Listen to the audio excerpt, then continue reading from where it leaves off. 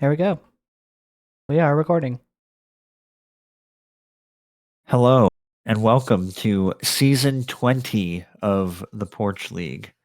This is our second season inside Gen 9 meta, with a few new Pokemon and a different tier list. And we drafted with 12 coaches, and three of those coaches are here to argue about what tier each team is in.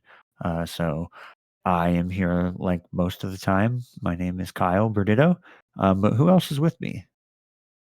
This is Emerson. I coach the Dalton Dragapults. And Adam is me, and I am also here, coach of the Punxsutawny Pachirisu. I was wondering if we could start off. Emerson, you were involved in updating the tier lists, and you're newly elected to the board. Congratulations. Thank you. Congratulations. And I was just wondering if you could give us a little bit of intro on how you and the board thought about putting this tier list together and what decisions you made and, things about should we, split the draft into two pools or one pool, those kinds of things. Yeah, so we based our tier list on the BBR tier list, which actually I might be able to bring up here. Yep. So we made it look a lot prettier than this. But Better than the professional. this is actually the professionals document.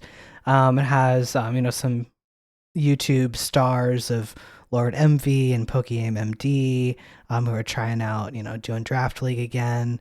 And so they already had a tier list, and we decided to go with that one.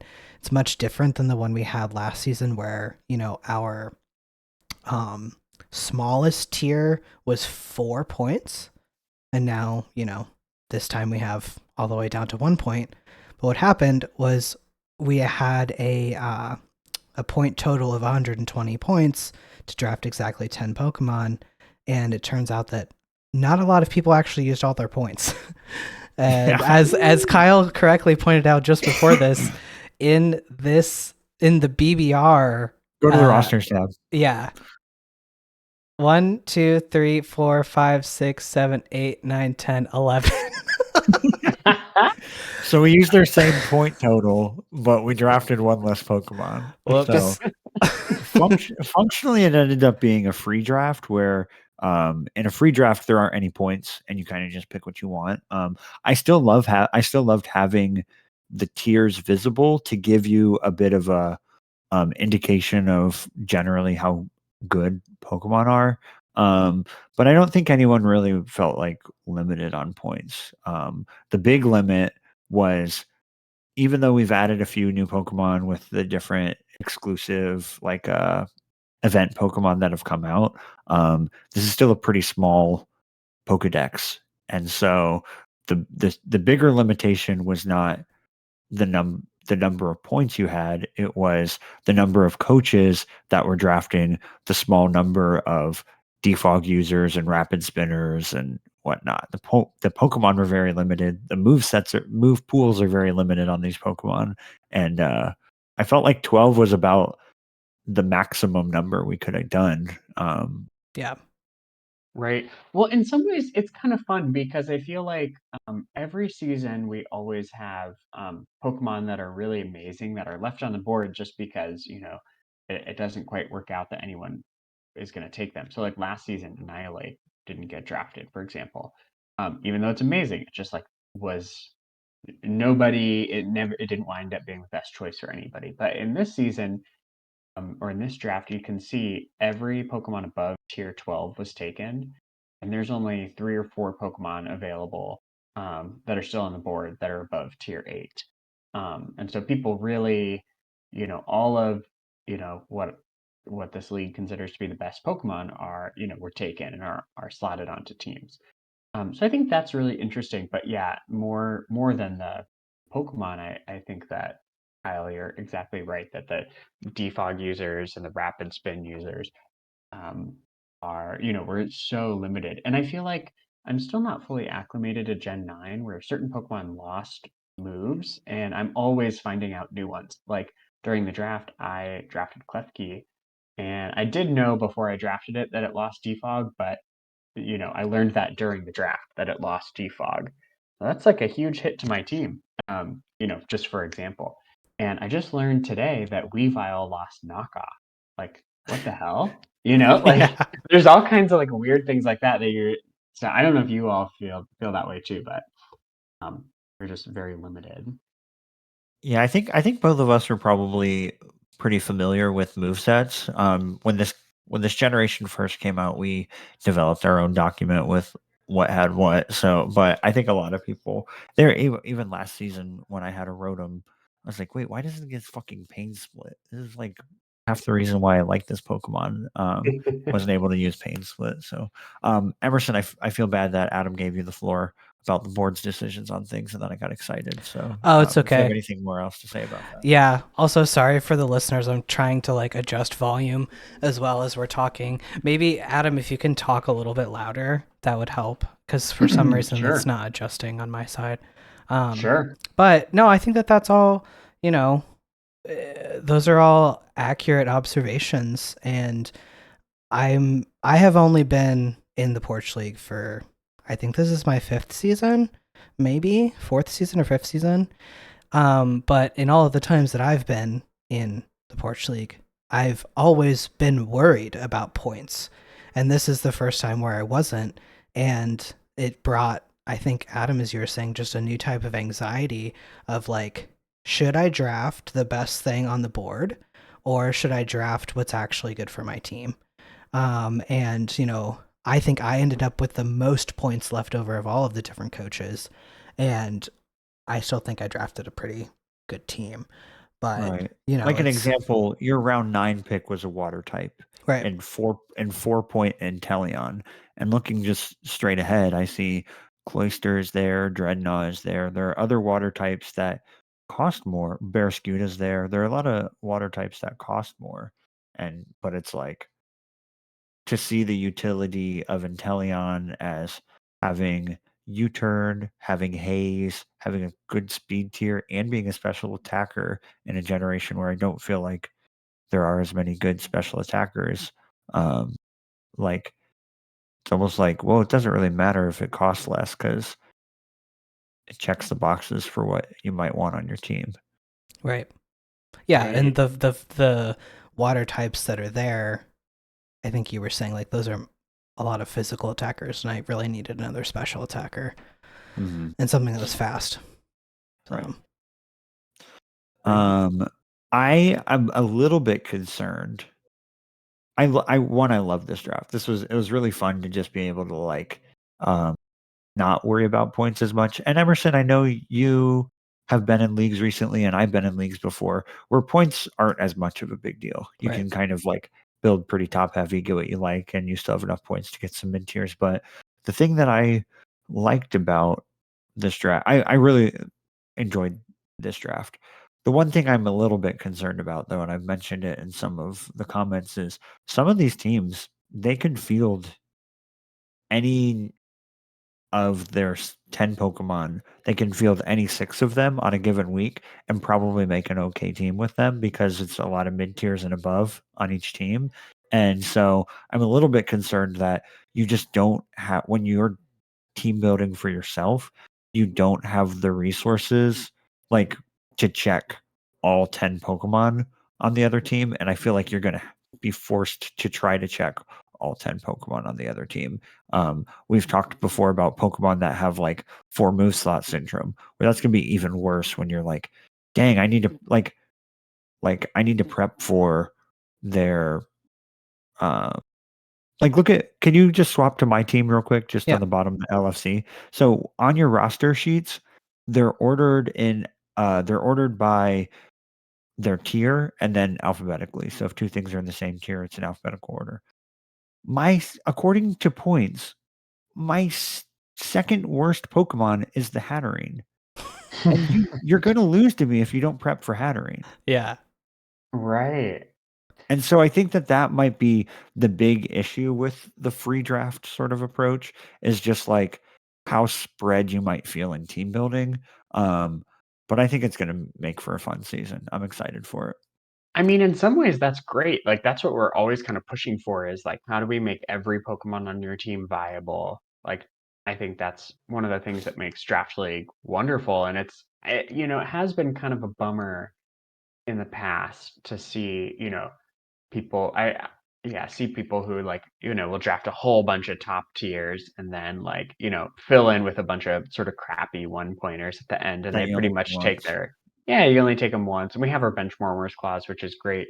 But what this actually reminds me of, the more I'm thinking about it, is all the way back at the beginning of our league, like in season 5 and 6 and 7, when we were still Gen 7. We had this different kind of style of points where we basically had 5 tiers, Yep. 1, 2, 3, 4, 5, and there were certain tier options. So you could take, it'd be like option You had to A. draft like one of every tier, and then you also had to draft another tier 2, and then you had like free points. But it was like you're explaining it. Yeah. Well, it's just like you couldn't. It wasn't allowed to draft like the maximum top heavy. You could only take 3 things from the best tier. That was And like the then you were forced to grab like a shitty mega because of it. You couldn't right, grab like a top tier mega Pokemon like Megalodios, and also right. draft 2 other tier 1s or 3 other tier 1s. Right. So that, I mean, I kind of feel like since we have moved away from that style of draft, we've really started to see it being very effective to draft really top heavy, which personally for me, I just don't like that. And, I don't like to draft that. And so it's been kind of a bummer. So maybe this will actually improve that a little bit, from my perspective. I'm sure some other people really like the way that we've been going. So, yeah. Cool. Does anyone have anything else they want to say about the draft itself? Thanks Before to we the move on. board for organizing it so smoothly. I feel like I can kind of tell that you all are working really well together behind the scenes. I feel like Mhm. you've all been very active. So, really happy that we had an election, and congratulations to the new board. We appreciate your hard work. Thank you. That means a lot. Yeah, I think we were all of the board. We were all super, super excited for another draft. And obviously that showed in how quickly we entered this new season.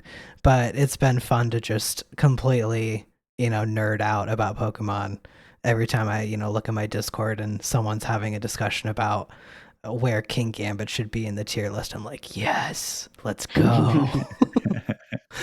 So, Yeah, great. cool. We're going to do something a little bit different this year. We are not going to go team by team and analyze every nook and cranny of the team. One, that's exhausting and it takes a lot of prep.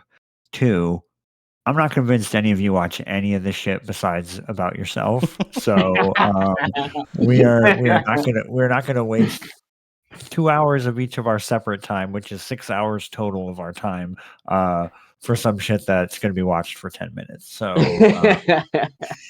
we're going to do a new approach this year. We're actually just going to make a joint tier list, using the same document that all of you have to make tier lists. And so we're only going to make one tier list for all 3 of us. And however it ends up, we're going to stand by it. You're going to hear some disagreements, some teams that I love, Adam might not love. And Emerson has his own opinions about what are top threats, and we're kind of going to duke it out in front of you all. So hopefully it's a little bit more entertaining. And all of us have been in the league before, so we're not going to fucking tell you anything new about type synergies and what Yeah. boxes need to be checked. So we're going to throw that out for now. Yeah. Does this mean that we should withhold our individual tier lists in order to stand by this one? Because I did make an individual one. I just haven't posted it yet. What do you think, Emerson? I'm fine with anything. I think it's up to you, Adam, if you want to post it. I'm not going to Fair. say. I'll probably post it. I'm sure that I made it before we did this video, so whatever the result of this video is will be better than the one that I post. But I just think it's fun to have more people making these. So I'm going to stand by this document unless you two just bully me the whole time and I don't feel like it represents anything that I fucking think, and then I'm going to defect and put my own. No, that's good. So far, so good. right. And Then I'll post only if I need to like clarify my views and I feel very misunderstood by what document is in front of us. Otherwise, I'm too lazy to do my own, so this will work just fine. Okay, awesome. Well, should we go in draft order? Should we just go in alphabetical order since that's probably the easiest? Yeah, let's just start on the left on the screen. All right. So Scolipedes. alphabetical. I think we got the Scolipedes. Great. Kyle, why don't you start off? I feel like you had a few things in our sort of prep that you wanted to say. Yeah, I really like Liam's team. Liam's first overall pick was Great Tusk, which I had on my team last season. And I feel like it was like a bit of a quiet MVP for my team. Obviously, I think people that watched my games saw how important it was, but that didn't show up in the stat line at all. So I think in this meta where hazards are hard to find and removal is hard to find, just picking that Great Tusk round 1 is a good pick. And honestly, this is a type of team that I would draft myself. There are quite a few removal options with the Decidueye and the Great Tusk, which are, I think, actually both strong removal options. Decidueye, I think, is a sleeper good defogger because it blocks Rapid Spin. And I think this meta, even if it's not going to be strong, I think it's going to be quietly a good defensive option. And I think that Liam's top 3 Pokemon are super good. And there's like a weird synergy that they have together with the psychic fighting dark typings. And so Yeah, there's a Grafaiai. yeah, you'd love. Yeah, it's so good. It has a regenerator Pokemon and a Grafaiai. I'm loving this team. This is kind of a Kyle team. Zong is like, I think my second most hated draft Pokemon, just because I think it's overrated and everyone likes to draft it. But other than that, this is like my team. Yeah. I think this team really benefits from Darkspun, which, if I'm remembering right, was either the last pick or like the second to last pick. Yeah, 6 point that Liam made. round 9.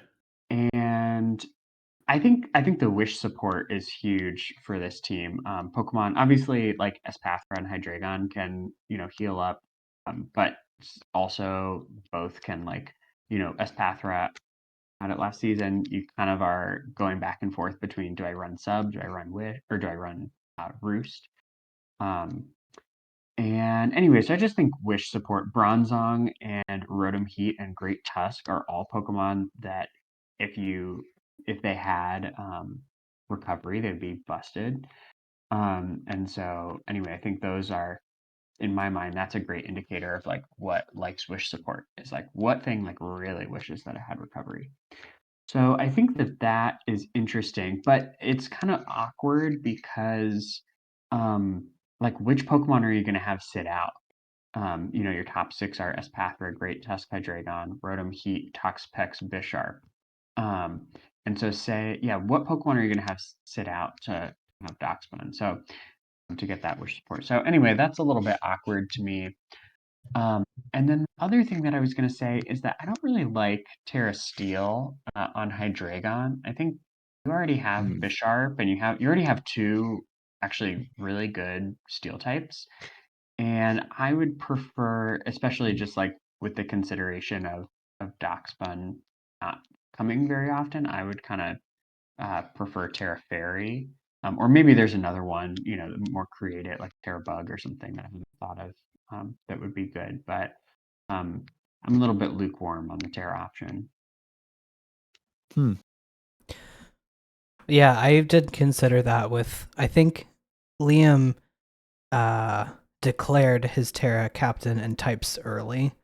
Like maybe at the same time that he drafted it or very soon after. So maybe that was also, actually there's all of these steel types that are still on the board that are still really good. Right. But we do have an option to change the Terra this season. One thing that I'm proud of for Liam is I was talking with him about some draft tips. Is I was like, make sure to get your speed tiers looking good, and I think this is pretty perfect. Obviously we have some drop offs at the end, but these Pokemon really never run any speed anyway. Right. But that last season he had the really fast like Dragapult, Iron Valiant, and then just a big drop off at the end where he had like Dondozo and some other really slow stuff. So I'm really proud of him for paying attention to the speed tiers and really rolls all around of so many stealth rockers and 2 good hazard removals and lots of volt turn options. So I think to go back to, I agree. I think the speed tiers are great. Maybe I would like something that is offensive, that is faster than Grafaiai, but that's Speed asking Boost for a lot. Espathra, Yeah, speed does boost that Espathra. count? Maybe. Yeah, I think it counts. That's also asking for a lot in this meta, which is, I think, after 3 rounds, there wasn't much speed left of good Pokemon. Also shout out to the rest of the league for letting Liam pick Espathra around 5 after everyone's begging and pleading for someone to pick it, and then Liam's like, "Well, I guess it looks great on my team. I guess I'll do it." and it does. After gobbling up what I would think is some of the strongest first 4 picks, because those Tusk, Hydreigon, Pex, Rotom Heat. Yeah. I think Rotom Heat works really well with Toxapex, helping. I mean, Hydreigon, Rotom Heat work really, really well with Toxapex, as getting you have electric resist, ground resists, and immunities, and psychic immunities. So, Adam, I think I like the Steel Hydreigon so that Liam doesn't have to bring one of his other steel types some weeks, because I see the 4 core being Pex, Dragon, Tusk, Espathra, and then a lot of options for those last 2 picks. You have pivot options in Decidueye and Grafaiai. You have maybe some knockoff. I don't know if Bisharp actually gets knockoff anymore. It doesn't. Grafaiai gets knockoff. King Grafaiai. You have different steel options that I think, I'm not worried that they're overlapping in typing, because they both do pretty different things. And then the Dosh Bun, I don't know. This is my kind of team. I don't think there's any kind of drop off. I think all of the low tiers, and I think we're going to see this on a lot of teams, but pretty much every Pokemon is viable to pretty much any week. Yeah. Like Ian last season brought Doxbun basically every week. Right. Right. I think that could easily happen. Right. I think that what I was thinking of with the steel typing as well is that when Gen 8 came out and Pursuit came out of the game, and I saw the Matrix, I'm like, Ghost is going to be incredible. Andy, draft 2 Ghost types. No, I'm kidding. But that was, Andy had the Dragapult Gengar that's cool. team that season, and it just wrecked. And I think after playing a season this time, so it's less telegraphed, I'm less of a prophet. I'm like, we're totally in the era of dragons. Like, one, some of the best fairy types aren't even in this game. There are some that came through, like Tinkaton and Doshbun, and Iron Valiant, and Screamtail.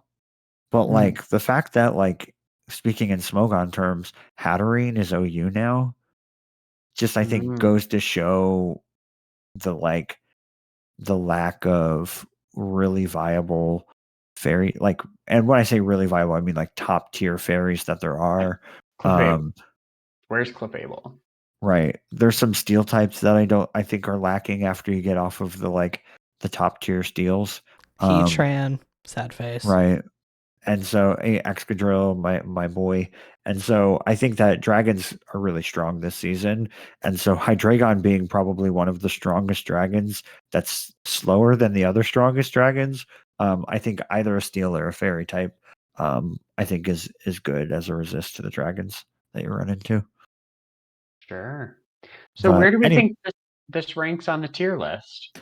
I want to just put it in the A tier. I'm a little bit nervous that if we put it too high early on, then everything's going to be up. You know what I mean? Right.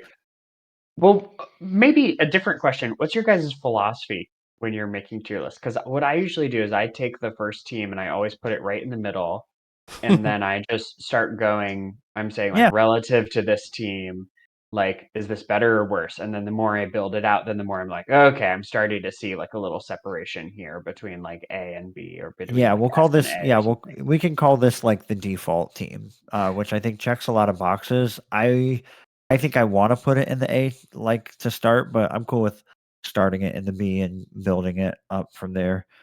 That was going to be my suggestion. Okay. Yeah. Sure. Nice. Cool. Great. Beartics is next. Beartics next. The wheel pick on Yeah. on a 12 team thing. I think, man, I want to ask Nick how brutal he felt like it was getting like round 3, round 4, like having to like just pick from the leftovers of the top tiers because there's nothing left after all of them went through. Right. Right. Oh my gosh. Crazy. This also, we should point out, is the double Protean team Yes. Yeah. with Cinderace and Greninja. I think Nick is going to be an excellent coach to use this. It's kind of like the Mew effect a little bit of like they can be anything. So you really have to play with a lot of creativity, a lot of forethought, a lot of like team building work to make it happen. So I think Nick is absolutely the right coach to pilot that kind of team. Am I a believer in this team? Personally, I don't know. I've looked at it. It's not. I think I would pilot it pretty poorly. I'm not convinced. Yeah. Um, I like the potential to this team, and I feel like Nick is good at piloting teams that require a lot of potential, where like the sets on the Pokemon aren't as obvious in team building. The big thing that the big question mark for me, actually one more positive thing is these speed tiers feel like Liam's but better. Yeah. Just because they're just bumped higher.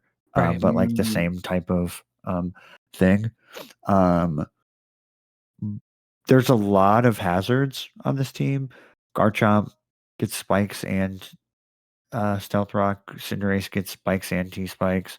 Or not Cinderace, Greninja. Orthworm gets spikes and Stealth Rock.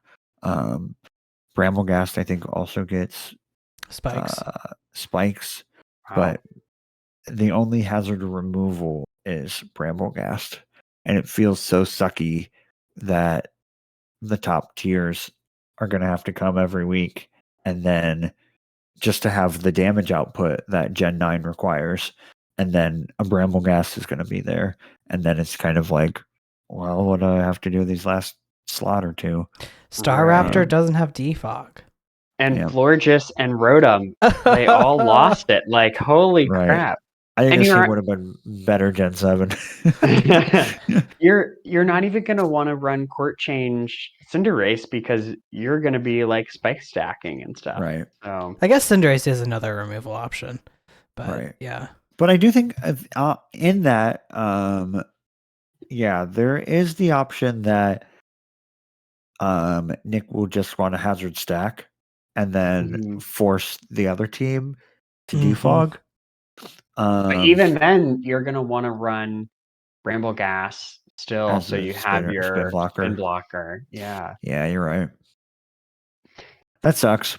Here's a thought. We were talking earlier about 4-move slot syndrome. I can't remember if it was before we started recording or not, but Cinderace and Greninja, because these teams, you have 10 Pokemon and pretty much every Pokemon on every team is viable because we had this free draft and, nobody had to take a bunch of shitty Pokemon, bunch of low tiers. So, Call them and shitty. we, Call them what they are. shitty Pokemon. I've taken my fair share of shitty Pokemon. We know. And so, okay. But we were talking about 4-move slot syndrome and how that is going to be intensified. So how does that play into our Libero and our Protean Pokemon here? Like, are they going to be able to run? Like, I know Cinderace has a more limited move pool, but Greninja especially, is it going to be like Assault Vest and 4 coverage moves every week? Like, is that what you're going to have to run on this team to make up for the, basically to fully prep for the entire opponent's roster and also to make up for just like the low base attack and special attack of Mons on this team? Like, Garchomp is the strongest physical attacker, and you might think that it's going to be running. Maybe it'll be forced to run offensive. Maybe it won't be defensive. I don't know. I'll be curious, but I kind of am imagining that Cinderace and Greninja are going to be the primary, and Staraptor too. So I don't know. Maybe there's more options than I'm giving it credit for, but. A notable win con as well would be the Slowking Chili Reception into Titan. Because we have a lot of points to draft with, I would normally say Titan is like worse than things like Darmanitan. Like it's a pretty strong wall breaker inside its wheelhouse. But oftentimes I would probably discourage people from getting it unless anything could be a Terra, like without Terra Cap, like if it was free Terra, then Titan looks cool. But I think without that, I don't think it has enough coverage moves, and I don't think its attack stat is strong enough at 113 to really be super scary. But I think on this team it could work out because you don't need to bring it every week. And also, I think that some teams are slow enough that the 73 speed, you can run sheer force with it, and then I think it actually starts hitting like a Darmanitan. Sure. Yeah, I had Titan in the Smogon tour, and I had Slowking Titan. And I think the one game where I was really impressed with it was when I got a belly drum off. But that's possible if if Nick wants to break with things and lower. I don't know. He can do look at all these screen setters too. I guess only 3, but I think it's possible. And Titan does get that Slush Rush, and it gets kind of cool coverage moves like Earthquake and Heavy Slam. But yeah, I think I tend to agree. I'm kind of missing some offense on this team, and I don't love Garchomp as a Terra Captain just because for me last season it was such a good hazard stacker. Tank Chomp was my bro last season. But Terra Steel Garchomp, I don't know. If any coach can make it happen, it's Nick J. So yeah. I think it could be cool too. I think the Steel, oddly enough, here's my theory. You ready? Yeah. Steel Garchomp, resist rocks, can't be poisoned. You just set up your hazards, you let up them set up their hazards. You just fucking play the hazard game for 12 turns. Then you get your Steel Garchomp in, you click Swords Dance, and they don't have anything fast enough anyway, so you win out. I mean, yeah. That's true. And Earthworm does do some supporting on Steel Garchomp. Yeah. It's not bad. I'm sure that Nick will be quite successful. Yeah, can we just agree that we think Nick's going to do amazing with this team, but we still rate it poorly? Yeah. What's Garchomp's other Terra type? Oh, ground and steel. Okay. Yeah. Ground and steel. They get the super earthquakes. Yeah. Yeah. Adaptability Earthquake from Garchomp.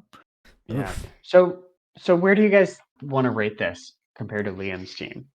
I want to rate it below Liam's just because I think that hazards are going to be important this season. And I think that Nick is fighting an uphill battle with just Bramblegast on the removal side of the equation. Yeah. I might say agree. C tier. We can start with Yeah. it there. Start with it there. If I hear that you two are not believers of the Libero. I believe in Nick J. Let me tell you that. But just the team in the abstract, you're not too keen on those two Pokemon. So yeah, you had Greninja last season too. So I did, but I ran it. I did not do the fun Protean stuff. It was Specs. It was Specs almost every single week. Yeah, I do love Specs Greninja. It is pretty sweet. So, all right, fine. All right, you're up, Kyle. It's you. Do you want to give an intro to your team, or should we start just tearing into it? Well, pull up my team. Yeah, I think it's notable that my second worst Pokemon is Hatterene, and my first worst Pokemon is going to be the MVP this season with Shroodle. So, y'all can go after that because I'm excited for my toaster. Yeah. I think it was smart to draft a Magic Bounce Pokemon this gen. Yeah. You're not the only one who did, but I think Hawlucha is a great defogger, but just having a Magic Bounce Pokemon is even if you don't bring it, it deters the opponent from like really trying to like lean into hazard stacking as their like win con against you. So I think that was a smart move on your team because this isn't a team that really likes spikes. Slowbro and Dunsparce and King Gambit and Iron Moth and Dragapult and Wochi. It's really actually vulnerable to spikes, I think. So yeah. How do you think my team supports Dragapult? Because that's what I built. I passed up things like Chanpao in order to have my chance at Dragapult. I think I only had it the first draft we did after Dragapult was released years ago now. So it's my first time retrying out Dragapult. Go ahead. Yeah, I mean, I just know, Kyle, that you are so super excited about King Gambit. And I think that Dragapult King Gambit is really great together. Can I reveal a secret? This is some shady shit that I tried to do this season. Yes. So Andy is late in the draft, and I tried to trade him draft picks in order so that he would grab King Gambit for me early. Like if I was like, I'll trade you my second round pick and my third round pick and my sixth round pick just so that you can get this one Pokemon for me, and it'll be so. And Andy was like, no, I don't think I'm going to do that. So I'm going to do some shady. I'm going to do some shady shit just to get King Gambit. So I'm glad it came back to me round 2 because I love drafting a top tier steel type, and this was the one I was most excited about. I think for me, I would have been scared to draft Dragapult because of all of the dark types that are running around, and you grabbed one of the best dark types, and I think I really am I was gonna say King Gambit, but I am a believer in Mo-Chan. I think that Pokemon is the cutest fucking thing I've ever seen, and I believe in it. But that yeah, I think that if anyone can make Dragapult work, it's Kyle, because Dragapult can be so versatile and you never know what it's going to bring, what it's going to be. It's going to be setup, it's going to be specs, is it going to be banned, is it going to be hex, substitute, will-o-wisp. Keeping people guessing, I think, is really what's gonna help with this draft. Yeah, I think you did build to support, or you drafted to support Dragapult really well, Kyle. I'm kind of mad. I didn't realize that that Arena Trap was legal this season. So I maybe would have grabbed that early if I had realized it, because it stayed on the board for quite a while. So I think that is very scary for Dragapult. We've already seen a Mhm. few teams. Well, both teams that we've looked at already have Terra Steel as their non stab or their non like same type Terra type. So like obviously Dugtrio helps with that. And actually both of those are dragons, so that's things that are potentially threatening to Dragapult. I think you also drafted a lot of ways to status Pokemon Mhm. with also the best Hex user. So you have T-Spikes with Iron Moth, which is, a very threatening T-Spike user because it threatens out so many things. You also have Serene Grace to Dunsparce with Body Slam or Headbutt or whatever. And I think it Glare gets too. Glare as well. And obviously Will-O-Wisp on Dragapult and things like that. So those are potentially scary. Oh, and Shroodle, you get the Prankster. You can do the thing Toxic. where Yeah. toxic, Prankster toxic. So you definitely have a lot of hex setup options. And yeah, Something that sucks about my team is my speed tiers. Yeah, I was gonna mention There's gonna that. be like I'm gonna go up against Andy's Salamence at some point, and Salamence at base 100 can very freely run Adamant, and probably doesn't literally have to run any speed because I'm not running like timid Wo-Chan. yeah, nobody gives a shit Listen. about your Yeah, Shroodle. like it could outspeed. actually run like 252 attack and 252 special attack on the men's. Like literally Andy is going to be trying to see if what he needs so that +1 is faster than Dragapult. +1 Right. speed is faster than Dragapult. So Right. I'm gonna get got some of these weeks, I think, from not drafting a fully stall style team and kind of getting owned by things that are able to run Adamant or Modest because I let them with these speed tiers. But Yeah. goddamn it, you have a Sucker Punch end game all the time if you want it to be. And that's so many 50-50s, and I'm gonna I mean, ugh. we've pretty much never had a coach like go full in on trying to like win on Sucker Punch. Like Right. have Sucker Punch as their like one of their key win cons for the season. Right. We haven't had many seasons where Mega Mawile is Yeah. in it. And also like our coaches seem to not believe in Bisharp, which is Mhm. like the other I Sucker think Punch it's abuser. I think it's exactly the reason. It's not that nobody believes in it. It's that nobody wants to be in the 50-50 Mhm. Yeah, end game probably. position over and over. So What was your quote though? That King Gambit gets better as your opponent sucks more. As you suck more. If you just sack if all your you Pokemon, do, that's right. if you just end up sacking half your team, then now you have a stronger Pokemon. So I mean, I'm pretty good. Like if we look at my record, I definitely have a winning record in the league, but I probably don't have a big differential because I usually don't win by a lot. Mhm. So King Gambit's probably going to be a good win con for me because I usually only win like 2-0 anyway. That's great. So What's where your do you put me? unburden option What? with Halucha? What's your unburden option with Halucha? Look, I'm not gonna tell you what's in the chili. I'm still cooking it up. The option was Arbalova, and you drafted it instead of a fucking sand sweeper to go with your Hippowdon. But there's stuff cooking in the kitchen. Let me tell you. Okay, well, we can't wait to see it.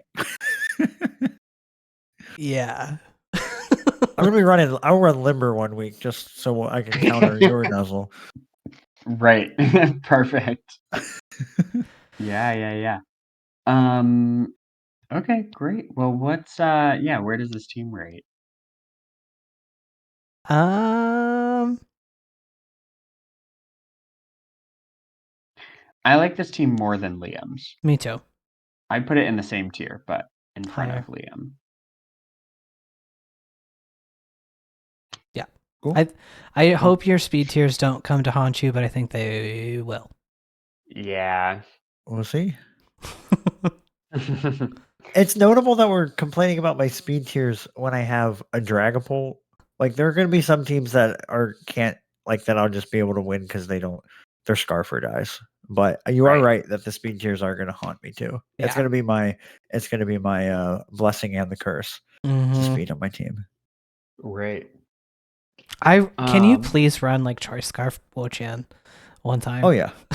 Oh yeah. There's gonna be some Wo-Chen heat. I had to today I had to do the like suggested set on the calcs. I did the whole I did the knockoff Giga Drain Protect Leech Seed. You're not gonna get that much. No, we had this is a way to deal with Quaquaval when I can't bring Slowbro because they had a Gothitelle. Now you're gonna say "whoa" a lot more than the Chan part. Whoa! From now on. Whoa! Exactly. Nice. Great. All right, let's look at Connor's team. Connor is here. I was sad. I was really hoping to use Quavel this season. I think it's amazing. It's such a fun Pokemon. So I was sad that Connor took it round 2, but I think it works well on this team. Nothing's scary. Yeah. The fact that it can set up speed with either gets Aqua Step, does it also get Rapid Spin or just the step? Yeah. Gets a it can get Rapid Spin and Aqua Step and Swords Dance and Bulk Up. It can just set up whatever it wants and then you're Moxie boosting after that. Holy cow, that thing's going to be that's like almost just as spiraling out of control as the Volcarona, but on the physical side. That's true. Right.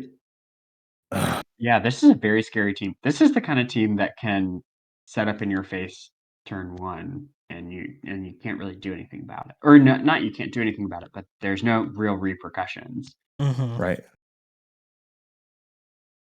And it's another great example of a team where every Pokemon could easily come every week. Yeah, exactly. Yeah, I like the sand option. I think that this team with the Tinglu, you don't have to bring. You can really just bring Tyranitar when you think it's going to be good, because normally Tyranitar might have trouble on certain teams because of how many type weaknesses it has.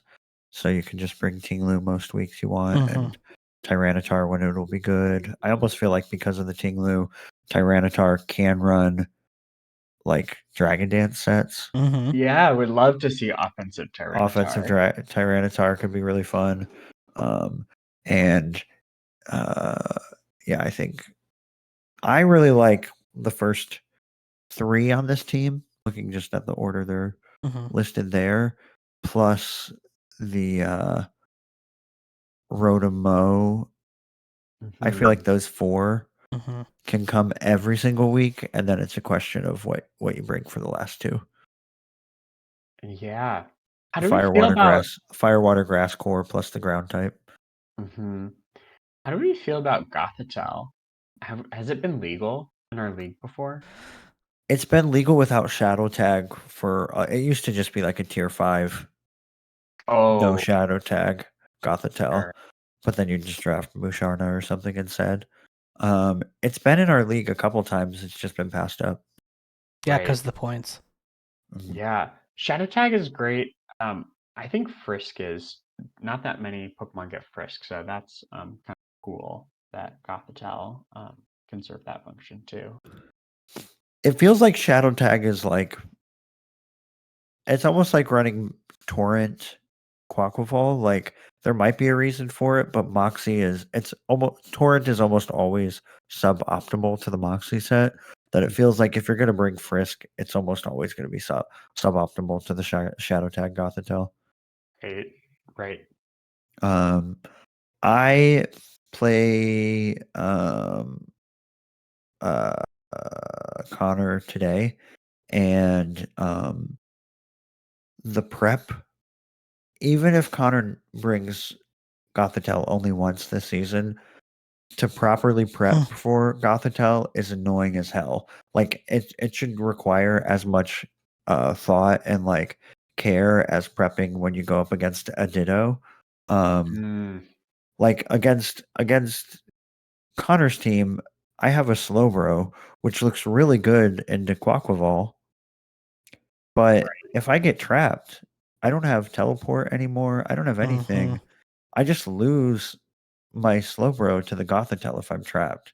So I didn't feel like I could even bring my fucking water psychic wall into a Quaquaval because I was just gonna get trapped by the Gothitelle.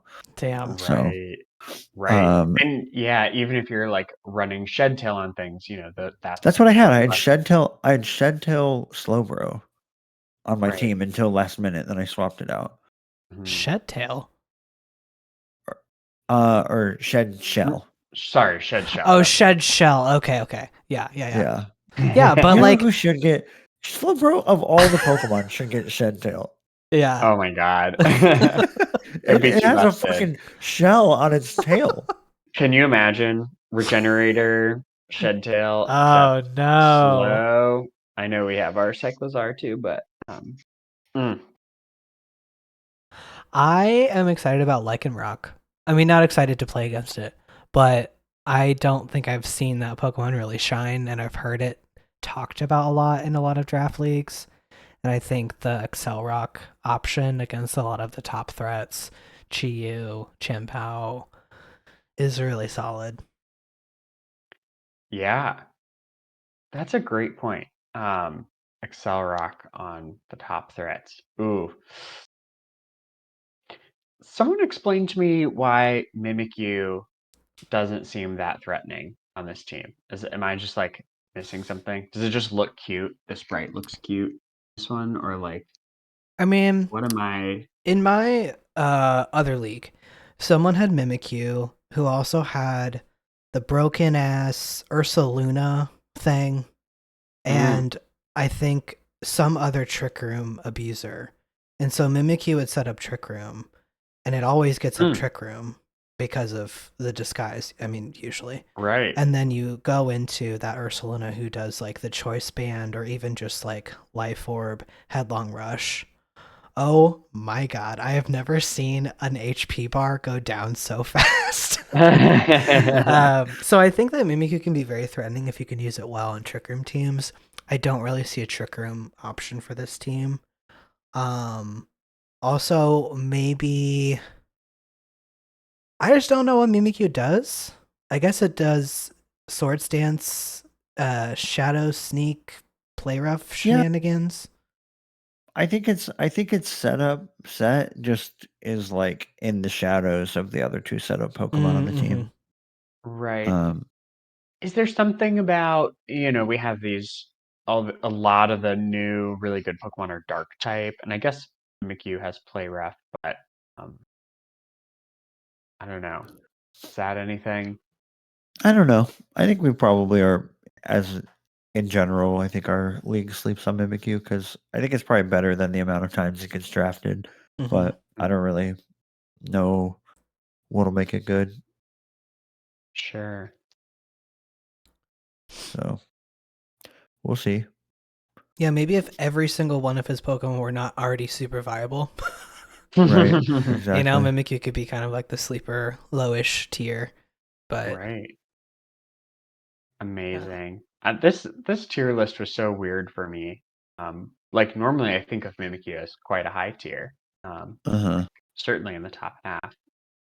So yeah, I think it got a little bit left in the dust as the power creep has gone up.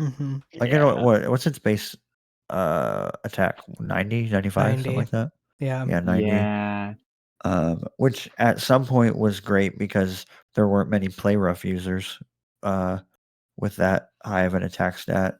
But I think it's a little bit unimpressive nowadays. Right.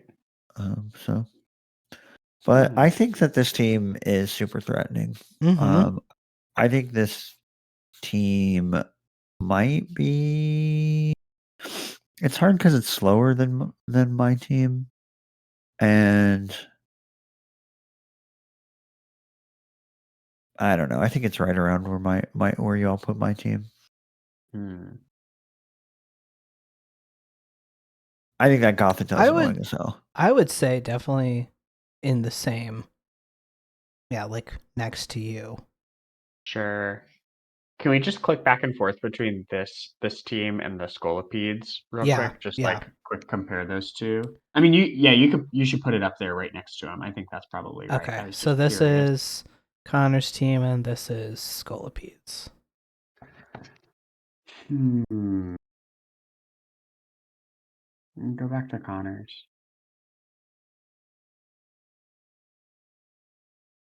What's the Volcarona Terra types? Fire and grass. Yeah. Grass. Yeah, I like the grass Terra type here. I think that's nice. I don't know. What do you guys think? Which of these two would you put? Emerson. I like which one would I put above the other? I think I would put Connor's above Liam's. Okay. Yeah, I would do that then. Can you name? Is it ineffable? Is there something you can? Sometimes I have a hard time articulating when I'm looking at two teams. I'm like, what is the difference here? I think for me, I like Kyle was saying, the amount of prep that goes into, do you have a Volcarona check? Do you have a Quaquaval check? Can you even beat Ting Lu? Are you going to lose to Gothitelle? All of those things force more prep, I think, than Liam's team. Granted, Espathra is its own beast.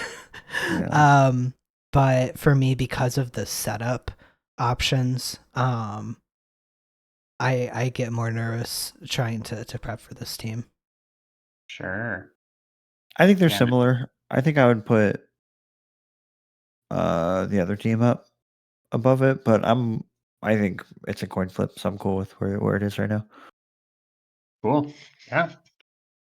Sounds good to me. Cville. Soon to be again. Cville. What do you guys think about this team? Andy was also down low, like second on the wheel pick. Second to last pick. And I think this team looks a lot like Andy. It looks like Andy has a lot more like sort of threats than Nick. And Nick does. Maybe that's not actually true. Maybe Weavile. Maybe I'm not fully recalibrated on Weavile yet, but I think Weavile was an amazing pick for this team to make it faster, because I was talking with Kyle of like how to best support Iron Valiant, and so how to best support Salamence on this team. Like having something faster than it so you don't always have to run Jolly. And you can have that faster thing. I think that Weavile brings a lot to this team. I'm glad that it doesn't get knockoff, but Andy probably is not glad that it doesn't get knockoff. right. Does Braylon get knockoff? No. Oh, the only knockoff user on this team is Donphan. Yeah, okay. Yeah. It's gonna be hard to bring Donphan most weeks. Really? Because I mean, just my experience last season, I had both Breloom and Dondozo, and those are both incredible in this. Oh yeah, I like Breloom is just like I think like one of the best anti-meta picks, and Dondozo. So it's like when your number 5 and your number 6 Pokemon, or sorry, your number 6 and your number 7 are like so easy to bring. I feel like if you're bringing Breloom, Dondozo, and Donphan, which two above that are you leaving home? Arcanine and Sylveon. But like Dondozo and Sylveon work so well together. So if you're bringing Donphan, Dondozo, Breloom, Sylveon, what was it? Was it Danny's team last season that had Goldango, Sylveon, Donphan? Yep. Oh yeah. And then it was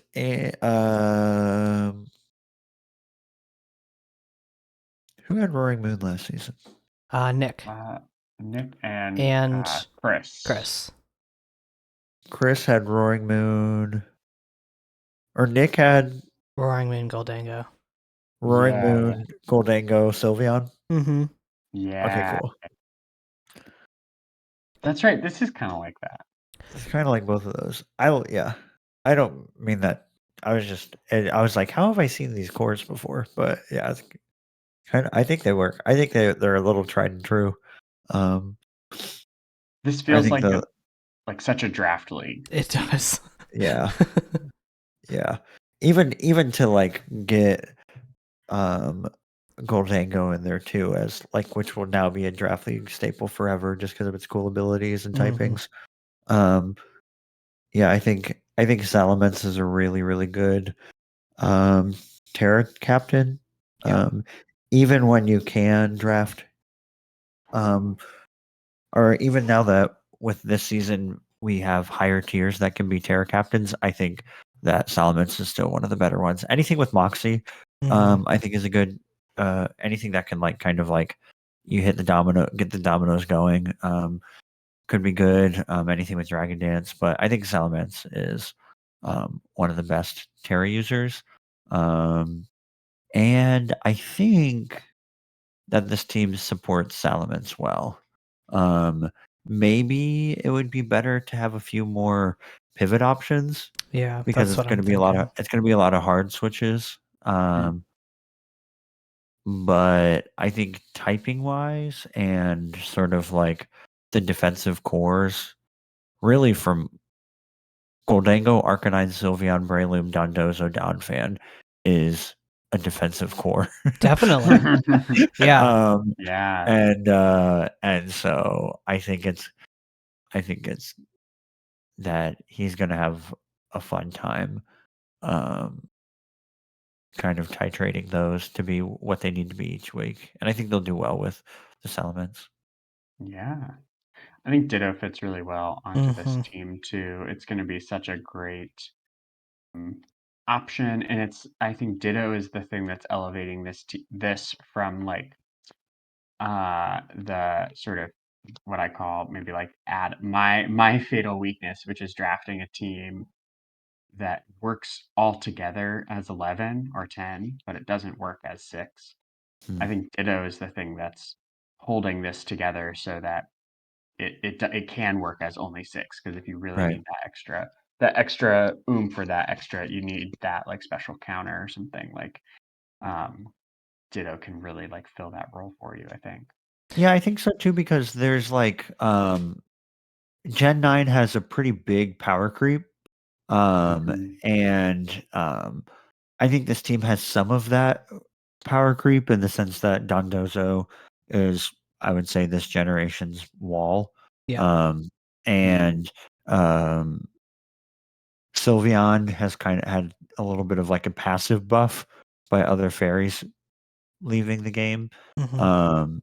So, but I think that there's a lot stronger things out there, like Iron Valiant and Baxcalibur and Walking Wake and Annihilate. These are all things that are just like super Chiyu that are just stronger, leagues stronger, like a tier stronger than anything on this team. You have a Ditto. So that's Right. that's a way to draft all of the top tiers. Yeah, and we didn't see Ditto last season. So Right. I remember like in my other league, I drafted a pretty like hyper offensive team or whatever it was where you were like, I think Emerson, like your team loses to setup sweepers. Just draft a Ditto. Right. So yeah, I also really like the Ditto addition to this team. Speaking about speed as well, I think always Goldango is a little bit deceptive with its speed tier because, I mean, when I had it, I had a really, really hard time not running Scarf on it every single week. It's just, it's so amazing. Like, I think it was, I forget whose Goldango it was against, but I'm like, oh, I need to switch out into Talonflame in order to tank the Make It Rain. And then it clicks Shadow Ball. and I forget that I'm slower, and my Talonflame just dies. So, Right. Oh my gosh. I think this, I need to reserve judgment still a little bit, but I think this might be my favorite team from Really? this draft. Yeah. I think that some of the things that keep me from saying that are the over-reliance on the Donphan. Mm, There's yeah, also only one hazard setter in Donphan as well. sure. Where That's a some of great point. like we were kind of shitting on Nick's team for having just Brambleghast for Rapid Spin. yeah. Yeah. But Nick's team also had Garchomp and Orthworm and Greninja to set hazards and Brambleghast to set hazards, where the only set hazards on this team are the Donphan. So that makes me not think it's a bad team, but just keeps it out of like conversation for me for my favorite team. Mhm. Yeah, and I guess And the Salamence, speed tier, and it's pretty Weavile, slow. right. Yeah, I was gonna say Salamence, Weavile, and Arcanine. Those are 3 mons that you really want to run something other than heavy duty boots on every week. Right. Right. Yeah, it's Yeah, good. because if it's gonna be forced to run Jolly and heavy duty boots, then the damage output on the Salamence and the Weavile are gonna be a lot less. Well, yeah, Sure. except for against your team, they can just run Adamant. Yeah, there's a couple teams where Andy will be able to like exploit the holes in the other team, but that doesn't mean that this team is good at the speed tiers. It means that other teams are worse at the speed tiers. No, that's a good point. Okay, where do you guys think this belongs? We can put it in the A. I would be fine with it being in the A category for now. I think it's above the other teams that we've listed in the Bs. Like a tier above them. I think too. For now. Yeah, I agree. Yeah, I'll take this opportunity to say one thing I think I'm gonna do, and I would possibly suggest other people do this too, because as we're talking through these teams, and there's like clearly deficiencies on every team. Part of the reason for that is that we were limited on like not just points, but when you're limited on points, you can be creative to come up with solutions. But if you're limited on like what Pokemon are available, then it's a lot more difficult. So one thing I'm going to do is sort of put out a list of requests like, hey, if anybody who has these Pokemon want to trade, like I would be interested. And so, for teams like Andy, maybe if you're feeling like I really wish I had, another hazard setter or something, that other people might find that valuable too, to put out what they might trade for. Yeah.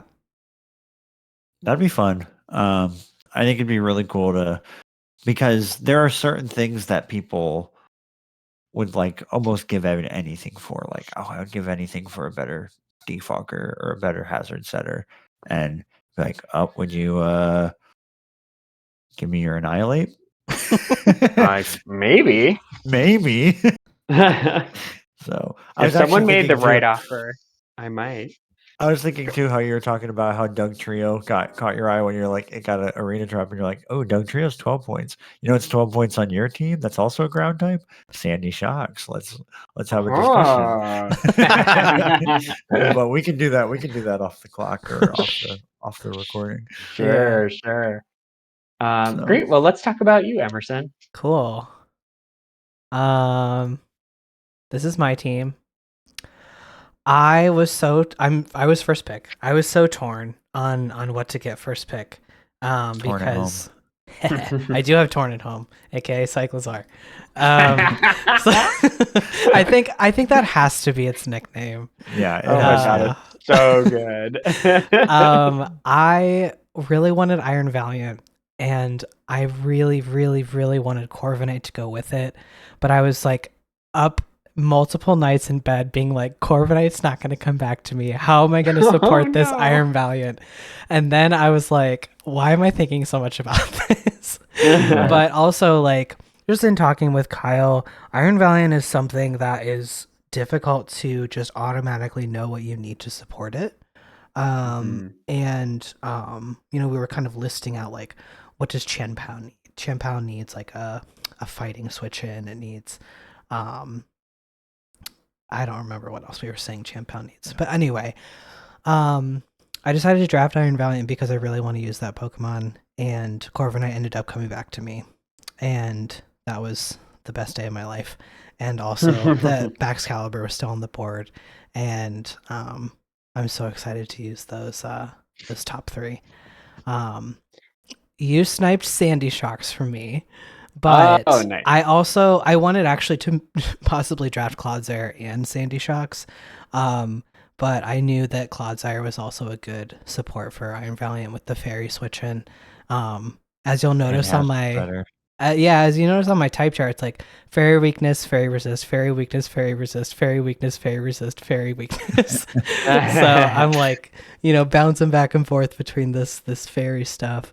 But yeah, I think I'm really happy with my team. I think that it was tough to see what was on the board and know what else I needed that fit with the team. And so that's like Cyclizar was that I need something faster than Valiant that can provide that speed tier that I needed to. And luckily Inteleon was also a good fit for my team. So I also have that, being faster and is another special threat. So, Armourouge and Inteleon can sometimes be those special attackers, and Iron Valiant doesn't always have to run specs every week. So yeah, I think Iron Valiant is the best Pokemon in our draft, and so I'm glad that it went first overall. I think it's really good. I think it went first overall last season too. yeah, it did. It's just so cool that it can run physical or special, and you aren't necessarily shoehorned into special, though of course, with Baxcalibur, you may not need as much backup on the physical side. Right. But yeah, I think it's just really cool. I think Indeedee F is like a nice support for Iron Valiant as well. Just thinking about maybe you can run Booster Energy Quark Drive, and then getting the Psychic Terrain up to just prevent like E-Speed or something like that Bullet from Punch. picking you off. Right. Yeah. I think that's really neat. I think that Pawmot is the other Pokemon besides Breloom that gets Mach Punch. Yep. This gen, and it's since we removed Revival Blessing. Since we removed Revival Blessing, Pawmot dropped a lot of points, and so it's a lot more. I think it's really valuable and kind of like an anti-meta way. The same way I think Breloom is valuable. And I'm so glad that somebody picked up Lokix because it's such a fun Pokemon. I felt like it just didn't match up with with the typings that I needed, so I didn't feel like I could take it. But I'm so glad that you took it, Emerson. I think it's really cool. You just have a nice team. Thank you. Yeah, I'm really excited to use Lokix too. I was like, if I draft Iron Valiant, I'm probably not going to get Slitherwing, and I wanted to use that Pokemon so bad. Like, if I could have like all the top tier fighting of like Iron Valiant, Annihilate, Slitherwing, like just everything. But Iron Hands. Yeah. Iron Hands. Oh, go on. Oh, go ahead. I was just gonna shift gears a little bit, but go ahead. Okay. I like your team a lot. I think you have the best Dragon Fairy Steel Core drafted, but also it's just like top,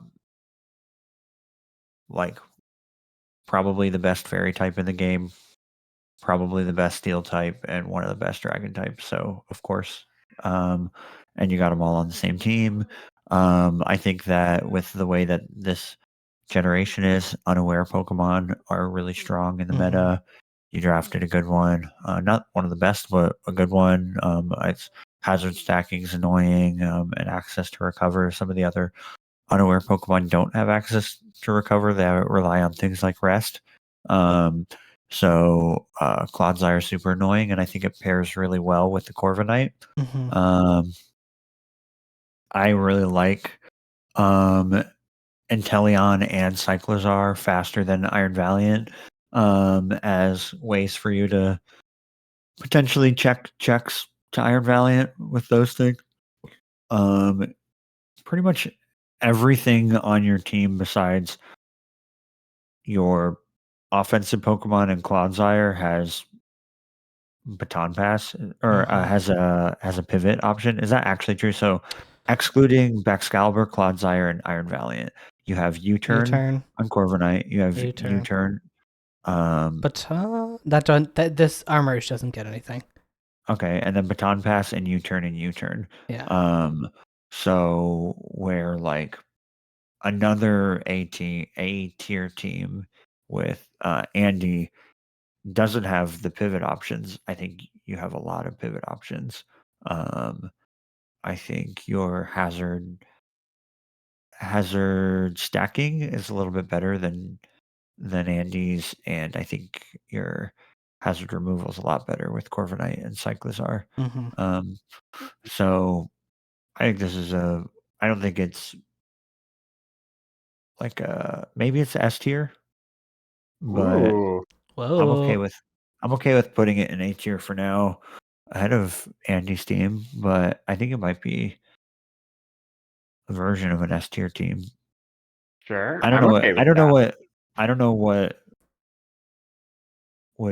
what I would change on this team, which is funny because I like we've said earlier, like you had the most points remaining at the end of it. Yeah.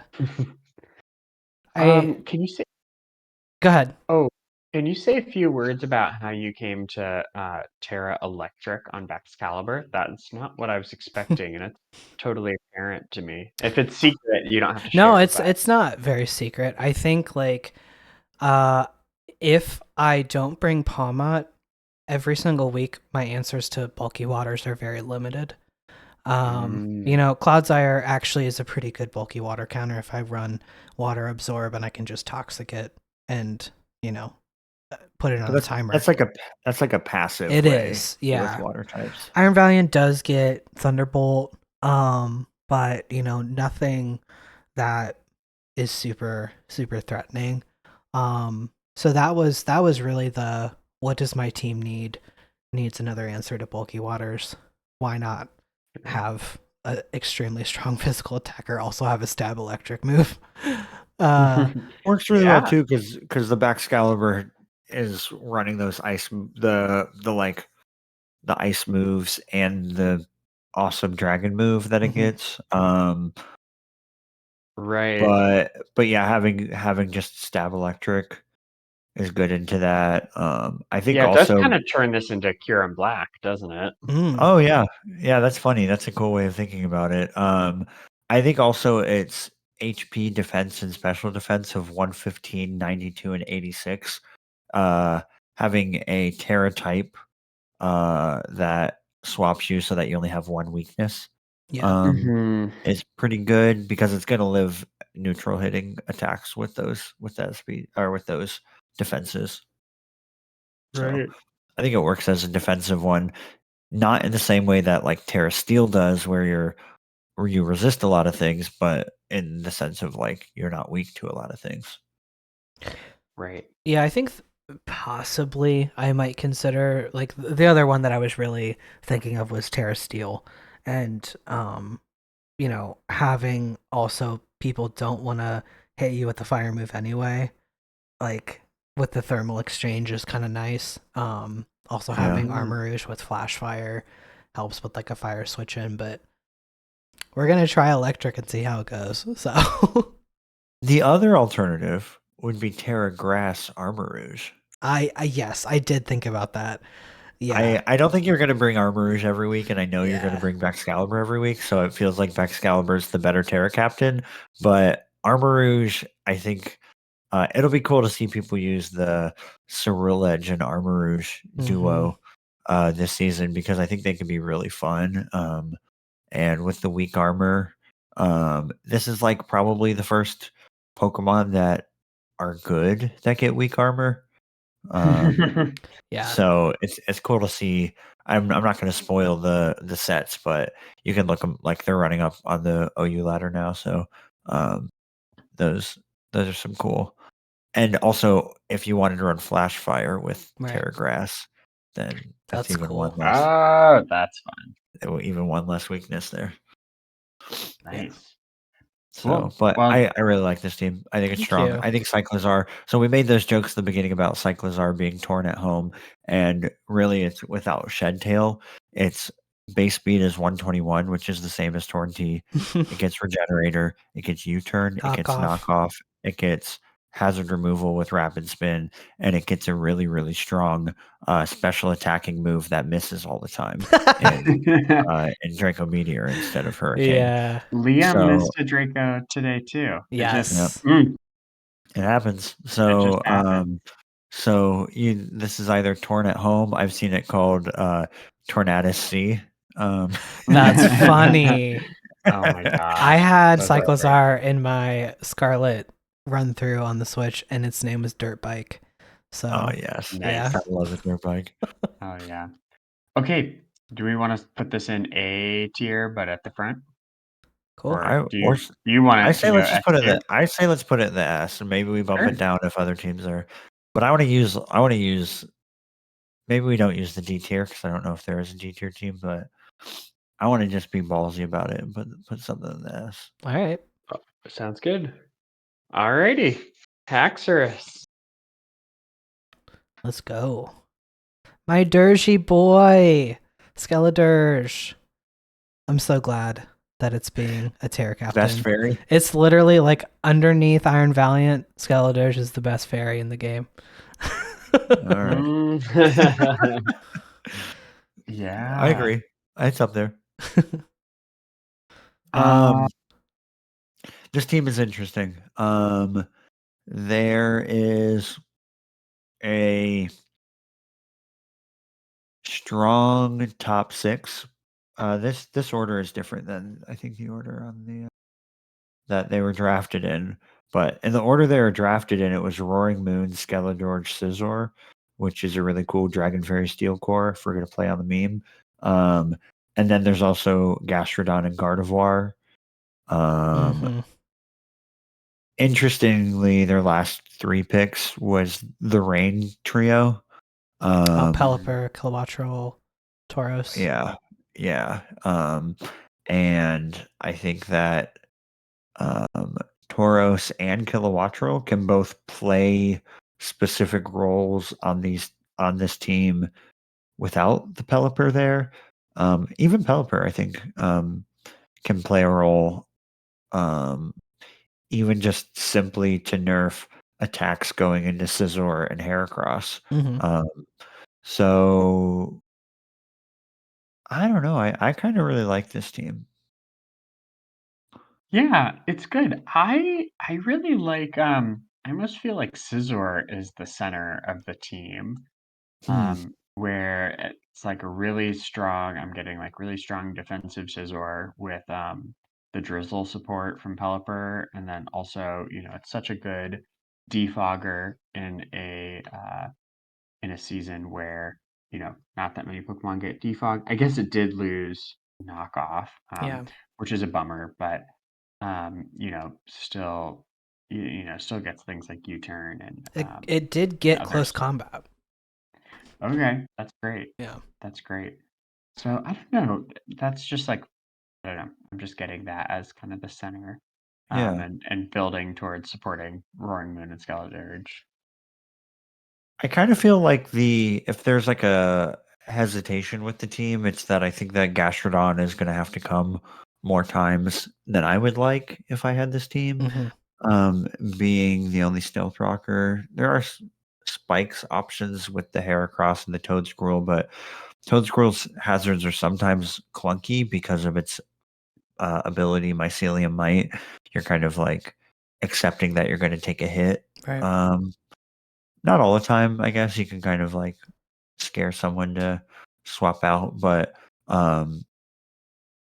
But yeah, that Gastrodon I feel like might be more important than I would want it to be. And then either you're bringing Toad Squirrel or you're running Defog on Scizor. Which if you're, I guess you might actually have room to run Defog on. I need to think about it because Scizor notably doesn't have access to Roost this generation. Normally that would be the fourth move I would run on it. And so without that, maybe No there's knockoff. maybe there actually is room for defog on it. I don't know.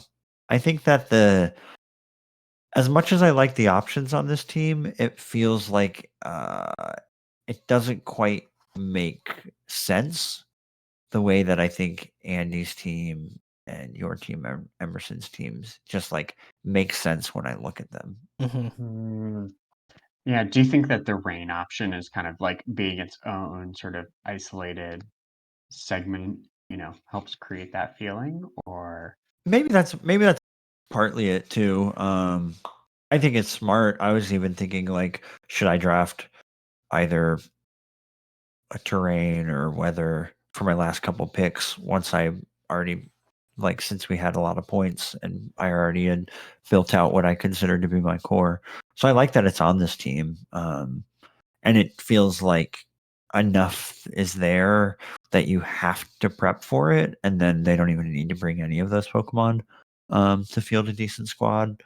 But yeah, I think that's part of it. Is it feels like a little bit like a lot of parts that can work together, but I don't quite necessarily see how obvious they work together. Except maybe just the Skeletor, Roaring Moon, Scizor, I think is a good trio. Yeah. Speed tiers are good. Yeah, very good. I'll have a lot of speed for a generation that doesn't have much speed. Yeah. It kind of sucked knowing that the Tauros lost 10 speed because regular Tauros is 110 and all the Paldean ones are 100. But functionally, it's like the same speed as it used to be because there's just less fast things. And this does count as a bulky water. Yeah. Look at its defensive stat. Yeah, especially into things like Tianpao. Yeah, that's your Tianpao check. Yeah, it's an Intimidate, resists both the dark and the ice types. It's as fast as Chi-Yu. So yeah, I think don't sleep on that thing. I do love the farther along we're getting in generations, the more moves are starting to accumulate that always do crits, and so Anger Point as an ability becomes more and more useful as time goes on. And I feel like in Draft League, there's a real opportunity for Rindo Berry, Paldea and Tauros switch into Flower Trick, Anger Point up, and just go for it. Yeah, Danny did that last season. He had. Oh, did he really? Oh my gosh. He gosh. had regular, just fighting Tauros Paldea, and he was against Sean's Meowscarada, and he did get it off. But I think being locked into close combat, he was Scarf, ended up not being a great option, but it was so fun to see it actually happen. That's great. I would love to see it again this season. Yeah. Where do you think this team is on the list? I agree that it doesn't fully make sense to me. I think there's a lot of good pieces there. I think Ian will have a ton of fun with it. I'm sure they'll play it quite well. But for me, this is kind of like the bottom of B tier or the top of C tier. Can you cycle Emerson between let's see if it makes sense with Boston. Okay, so here's Haxorus, and then here's Boston. Yeah, I'm okay with those being in the same tier.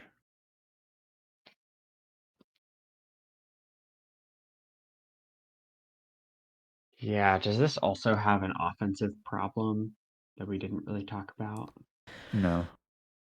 No. You mean like as Like it not doesn't enough hit hard offense? enough? Yeah. No. I don't think so. Scissor, Heracross, Scizor, Skeledirge, Roaring Moon is like a lot of offense. That's good. You're right. Yeah. Maybe it goes up. I mean, it I'm doesn't have afraid to we're have the just going to same put everything problems on. I feel like we're going to put everything on B tier. And So do we want then to? We want to take the chance right now and put it here. on there. Sure. Yeah, for now. Well, yeah, for now. Yeah. Cool. Okay. Lechonk. This is the question mark team. This is such a chaotic team. Yeah. Chaotic evil. Okay, Yeah. here's something so interesting that I noticed while looking at this team. Okay, look at how many things are weak to fighting. You have Meowscarada, Glamora. I guess Iron Jugulus isn't weak, but Lucario and Let's Blissey. see. So you have like four things, but then you also have Hisuian Zoroark, which is immune to fighting. That is going to mask as all these things. Is that just like? Yeah, I guess that is just like maximum chaos. Yeah. Yeah, that's awesome.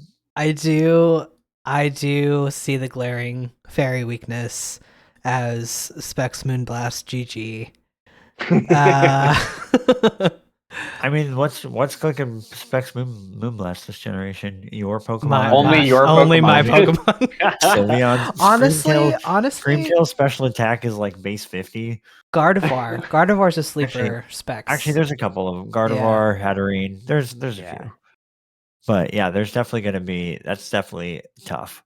And Blissey can't do it every week because it functionally resists Specs Moonblast. But well, I think that's what Chris said when I was talking to them about it.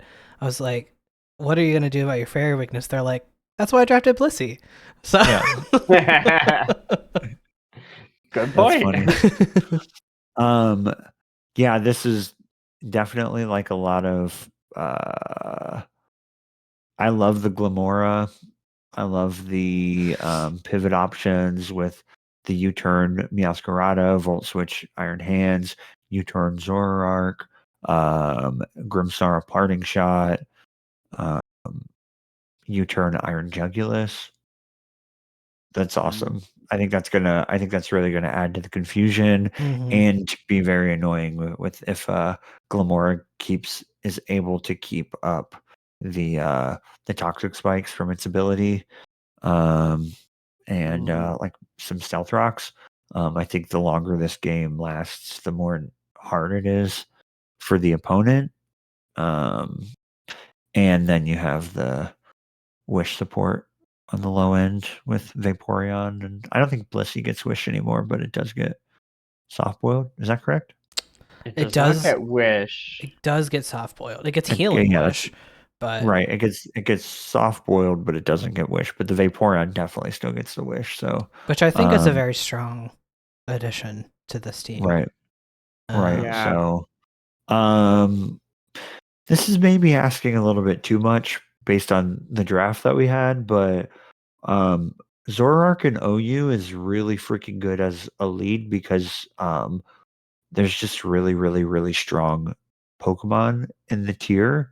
So it's either a Zoroark in front of you or it's a Baxcalibur or a Qianpao. So I kind of wish there was like the strongest physical attacker on this team alongside Zoroark. Maybe I'm undervaluing Haxorus's 147 base attack. But like that Baxcalibur was still on the board. I was a little bit like, oh, that's the combo. Like you're either getting hit with a Glaive Rush or you're getting hit with like a Specs Shadow Ball. Right. So maybe I'm asking too much from this team because I do think that Glamora is awesome, and it's not like there isn't physical offense there with the Iron Hands, Meowscarada, Haxorus.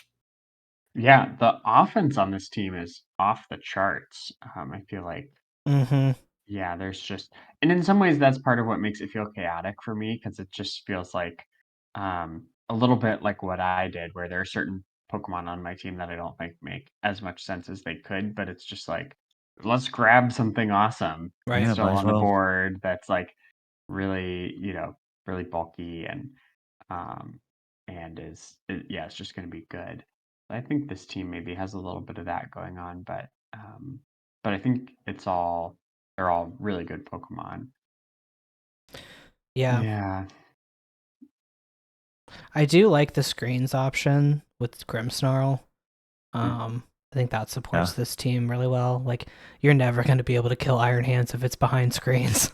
Oh my Right. god. And then it's just going to get Wish, Yep. Wish Baton Pass back into it. Yeah. I think the only issue with this team though is the type synergies. Mm. There's also no hazard. No, that's not true. Glimora has the Mortal Spin. Mortal That's right. Spin. That's a little difficult too, I guess, too, because you'll want Glimora to stay around for a while, but that's going to be pressured because that is where you're going to get your Stealth Rocks from. So it's going to be there at the beginning of the game, and it's also your Fairy Resist. Mm-hmm. Right. So there's a lot of pressure on that chain in the link. That's true. That's a good point. Yeah, yeah. But that is, but yeah, it does. It is. That's the only removal, hazard Mhm. removal. Mm-hmm. Which is unfortunately walled by steel. But Right. Yeah, it sucks. Well, where would you guys slot this one in? It's hard to say because it's like what it does well, it does super well. But it feels like it has some pretty obvious holes in it. I'm gonna say B tier. That feels right to me. Okay. I think I'm probably being too critical. I probably would have put it down there with Haxorus, but I'd be cool with putting it on the B tier as well. Would you do it in the back of B tier? Can I see the Scolipedes? Scolipedes, yeah. Here we go. I think it's a tier below this, but if y'all like B tier, I'll put it behind it. Go back to Chris's team.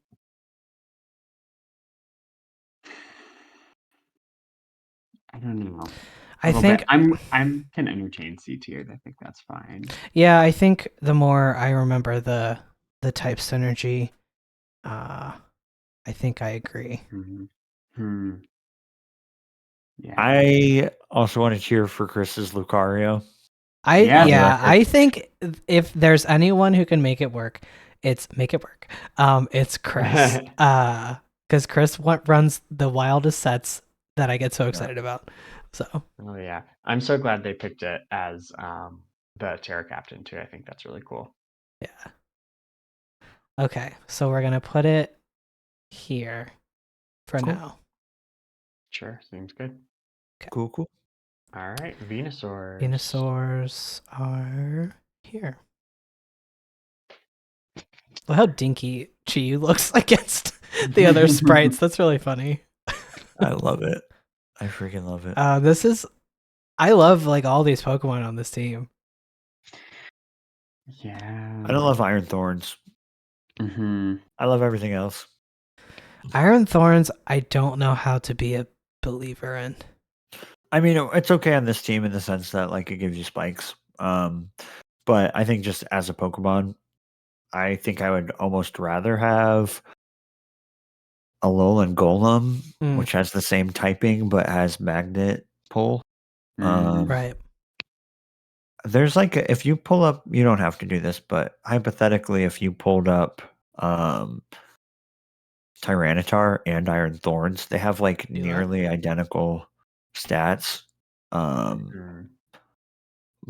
But yeah, so Quad weak to ground kind of sucks. Quad weak to ground. I mean, Tyranitar has a lot of typing weaknesses. But quad weak to ground super sucks. And look at the Yeah, just go to the. So Iron Thorns is go back and forth between them. Iron Thorns is faster, but its SPDEF is lower. Right. Actually, it's technically functionally super lower because of the Sandstream. Sandstream, yeah. So it's like 72 isn't really fast enough to matter. Right. I don't know. It just feels like it's just like least optimal T-Tar. But Right. anyway, I'm sure fucking Quark Drive, Booster Energy, get that shit rolling. It's gonna hit hard as fuck. And I think on the defensive side, it won't. There might actually be times when an earthquake won't kill it because it's really bulky. Does the 72 speed matter because that means you don't have to run speed to outspeed everybody's bulky water?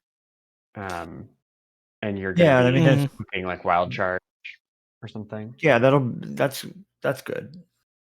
And slow Volt Switch can be kind of nice too. Yeah. It's good. I mean, we're spending a lot of time on like their 7th overall pick or some shit like that. It's never been drafted though. Yeah, that's true. I think that actually the Dragon and the Fairy Steel Core and just the Dragonite and the Tinkaton are actually, I feel like Dragonite and Rotom Wash are just like, and Amoonguss are just super good, bulky, almost balanced stall. Yeah. Core. Not quite stall, but like super balance. Yeah, which makes me wish that the hazards and hazard control were better. Yeah, I agree.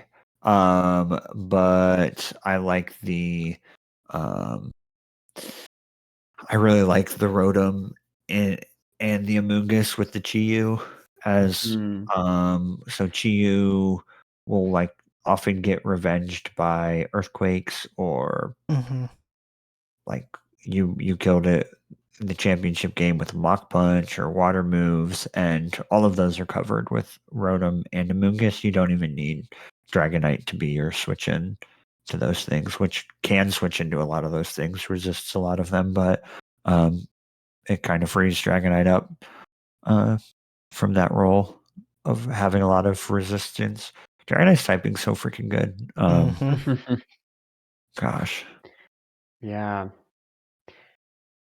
I think this team pairs better with the Chi-Yu than it does the Dragonite.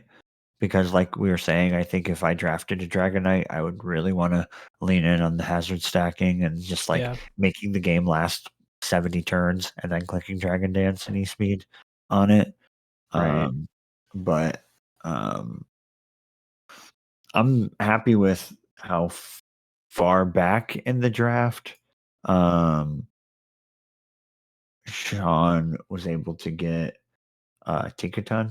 Maybe it was just round 5, but it felt like it lasted a while when a lot of fairies and steel types were leaving.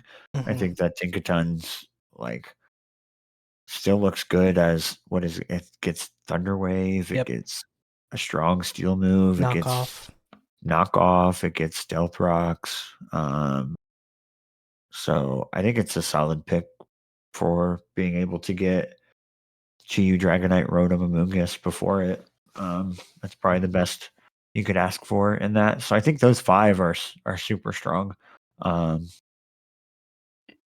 Yeah, I kind of wonder about this. Is one of the first teams where I'm looking at sort of the lower tiers, and I'm thinking like I'm not sure I see a ton of utility there. Division.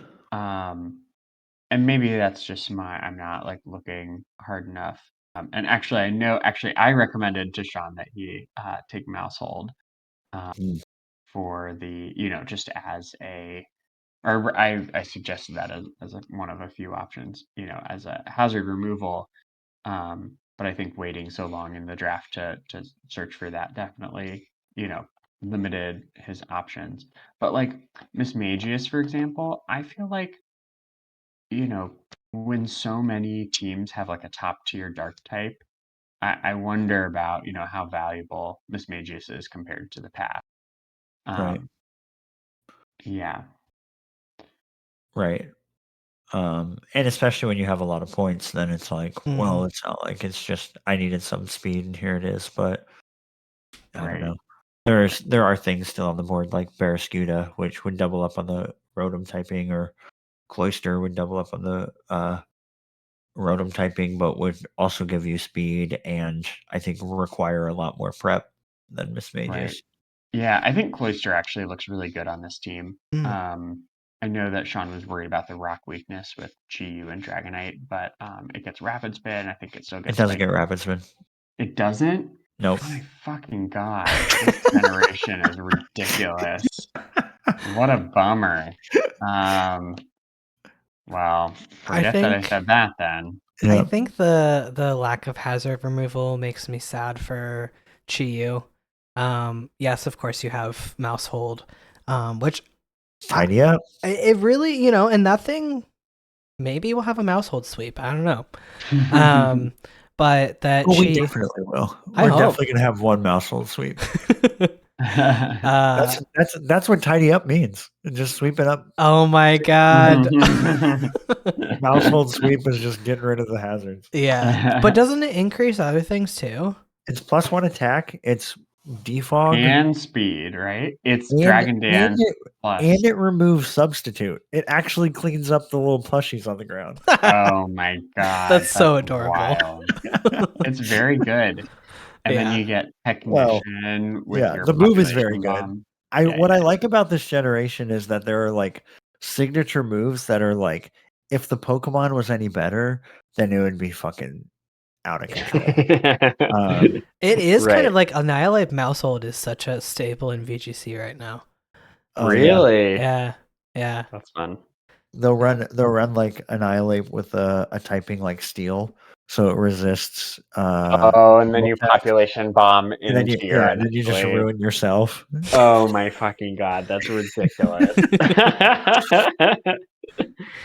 So wild. But no, Mousehold is good. I think it does have a lot of utility. Besides the meme sets, I think that it has some options like the tidy up and some other things. So it feels a little bit like how we were talking earlier. I'm curious about how often it's even going to come, given the other things on the team. But there could be a week where running either Taunt or Encore will be really nice. And then there's some other utility moves that I think are good, like Switcheroo and Super Fang. I think what I really liked when I had Chi-Yu was having Grafai, which had 110 speed. Mousehold has 111 speed, so it's like the same thing. They both get Super Fang, and there's really not much in the whole Pokedex that Chi's not doing 51% to. So you get something down to half, and then you clean it up with Chi-Yu. That's true. Yeah, that's great. So where do we think this team lives? In the middle. Yeah. Maybe.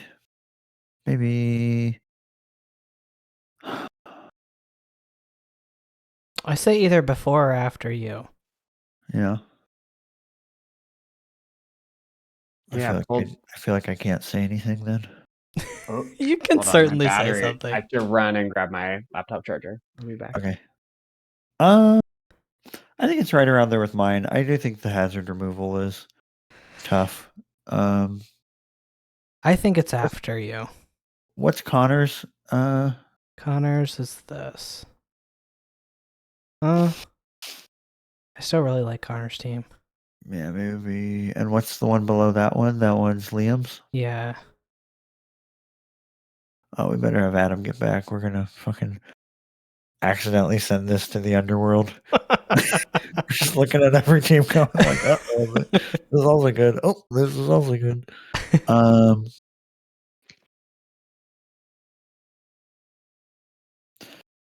I'm just concerned. Adam, you back? I made it. The laptop did not die. So what happened was I looked at it in reference to Connor's team, and Connor's hazard removal looked better. And then I looked at it on Liam's team, and maybe I'm over hyping hazard removal, but it makes me a little bit question marky. Yeah. Some of Sean's stuff. Go back to Sean's. Yeah, I think I see this as being a little bit lower than Liam's team. Okay. Makes sense. A tier lower? No, Or I put it in B tier. I just put it in the Okay. back of B tier. yeah, I like that. All right. Noctowls time.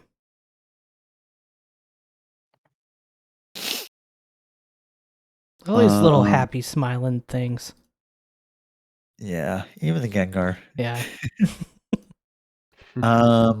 I think that Treads is a cool lead pick for the same reason I thought Tusk was. Did you get Treads first overall or as your first pick last season, Adam? I did. Mm. I like it. It's great. It's basically Excadrill. That's pretty much all there is to it. It's pretty much With knockoff. Excadrill. With knockoff. That's And right. faster. And Volt Volt Switch. Yeah. It's a different Pokemon with Excadrill's typing. Right. Well, no, I mean, yeah. No, it has the is. Excadrill set up hazards, get rid of hazards, and is bulky enough to survive enough to always click Rapid Spin. There's an Excadrill comparison there, but right. No, that's good. I'm pretty worried about the ground. That's what I was just gonna say. It's like for a team that's electric terrain, it's just a little too like if Gengar still had Levitate, I think I would feel differently. Yeah. And I understand why you had to take Magnezone because there's nothing left on the special side, but you do also have Gengar, so I don't know. I feel like I don't know. I'm worried that it's just going to be too easy to exploit. Yeah, I think it's tough because, you're switching to ground moves as Noivern, and then you got the edge quake thing going on. I think that if there's one silver lining to the ground weakness, it's that Azu and Iron Leaves hit hard into the ground types. True. That's a great point. And I'm not thinking of many ground types that in the long term will last to like Specs Gengar or Life Orb Gengar and stuff like that. Yeah. So there's that. Especially if you lose your positioning, then if you have Garganacl out, and you're getting like Hippowdon or something coming in, what are you supposed to do? Right. But I do like the electric terrain. I think that I'm glad that someone drafted that, and I think that Iron Leaves is freaking scary under electric terrain, and that Magnezone is a nice addition there. Right. Yeah, because it has the leaf move being powered up by Quark Drive, I think. Right. Yeah. Like the sun. Wait, its leaf move gets powered up as well? Yeah, look. Oh my gosh. Leaves. It's so good. Oh, it's probably it's like how Wake's water move. Where is it? Yeah, this is supposed to be as good as Psyblade. Wake. It's not its psychic leaf move. Psyblade during electric terrain 1.5 times power. So it's like the walking 120 Wake. 120 base power physical psychic move. And it's stab. And if you're in electric terrain, then you're Quark Drive. And if you're Quark Drive, it's probably attack. So you're basically like choice band. Stab. Oh my goodness. Double 120. Triple choice band stab. It's so good. It's so strong. And Holy fuck. Which Terra types did they pick? It's grass and fighting. Oh, no. Which I like. Grass to retain fighting, the ground resist, and fighting for close combat coverage, which Iron Leaves gets, which Iron Leaves can hit a lot of things, but it can't really hit the steel types. So Close Right. combat fighting stab will be really cool for that. And it's nice to hit the dark switch-ins. Oh Mhm. yeah, with as many as there are. Right. Yeah. So I think Mhm. I So think you- that this team is going to do well on the offensive side of things, but that is going to be hindered by that ground weakness that we're talking about. Yeah. I think right. Like my team, I think it has like praises for having a lot of speed, but it also is going to have the same effect as my team. Of there's going to be times when coaches will just run like what's another like base 100 like Chiyu.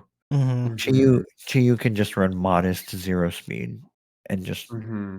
run HP and uh special attack because there's nothing that's gonna because it's already losing the speed wars to Iron Leaves and things above it. Right. Yeah. I love this the Azu Treads, Iron Leaves, Gengar, That's Knackle. really cool. Those five are freaking awesome. Yeah. Yeah. And it doesn't really have a notable ground weakness. It has, I guess it does. Well, Gengar, because Knackle, Gengar, Treads. yeah. But not a terrible one until you look beyond it, those five, and you realize there's not much to patch it up that much. Because Right. Gengar is kind of like Chiyu in the sense that like you almost don't count its type weaknesses because it's just there to click specs Shadow Ball Mhm. or you know what I mean.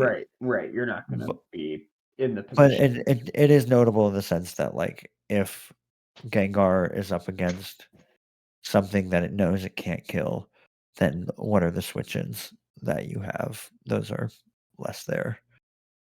Right. This is the kind of team I almost wonder if Brian has some Pokemon that are very good and would make another team a lot better that could patch up like a weakness here. Like all of these like Would you Gengar take and Garganacl. Would you take Knackle for Hippowdon? I would. I bet I would. Yeah. Yeah, if you're interested, Brian, hit me up. And then you can use your extra points to get Houndstone. Trade Zoroark for Houndstone or something. Or Magnezone for Houndstone. Anyway. But yeah, I think there could be an opportunity there. I'm not sure exactly what it would be, but Hazard stacking is really nice on this team. Oh yeah. Removal is more than fine as well. Oh yeah. That's better than half the teams. Yeah. Treads and Noivern. yeah. There's a chance that this team is going to be able to just win fast Yeah, just power with Gengar, through. Azu, and Leaves. Mm-hmm.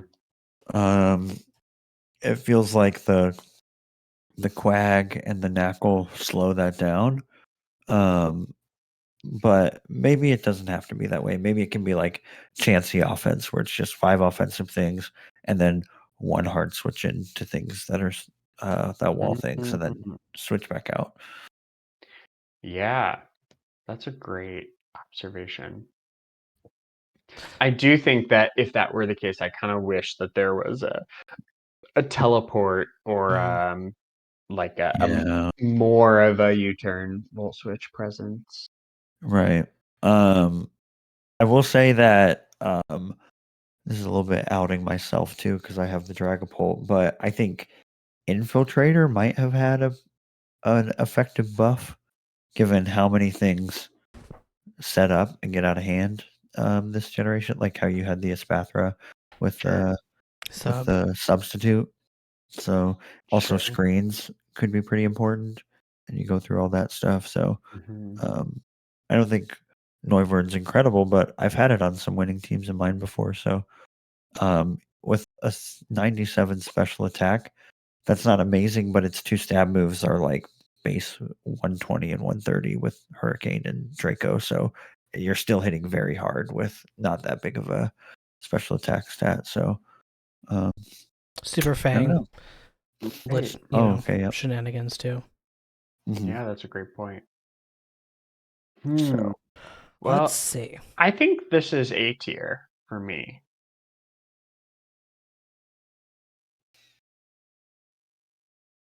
can I see the team again? Mm-hmm.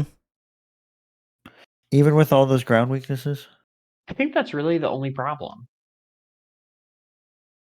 Okay. I think the speed tiers are also a problem. Yeah. Sure. Yeah, good point. Okay, well, if you guys want to drop it down, I'm okay. I mean, I won't say it's lower than my team, but I think it has some of the same problems as my team. I'm more apt to put it here, Okay, yeah, let's do that then. but this is like, yeah, it could go Sure. either way. I care more about the order of teams than I do about what tier they're actually in. Okay. Yeah. And you think it's better than mine? I think so. Cool. That's where it should go then. You do Alright, not have a glaring ground weakness, No, I don't. that's true. but I also don't have a terrain setter and a halucha. that's true.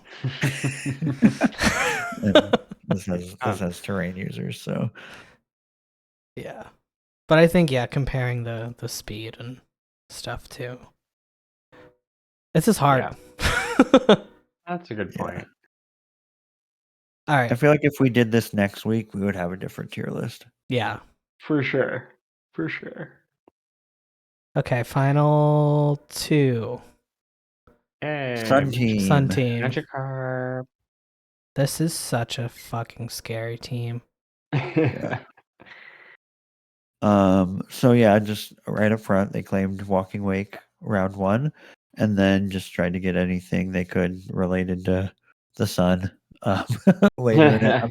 I'm actually very surprised that Screamtail made it back to them. Yeah. Because Ben got in draft order, they were near the top. They were second overall, and it made it to round 4 for them.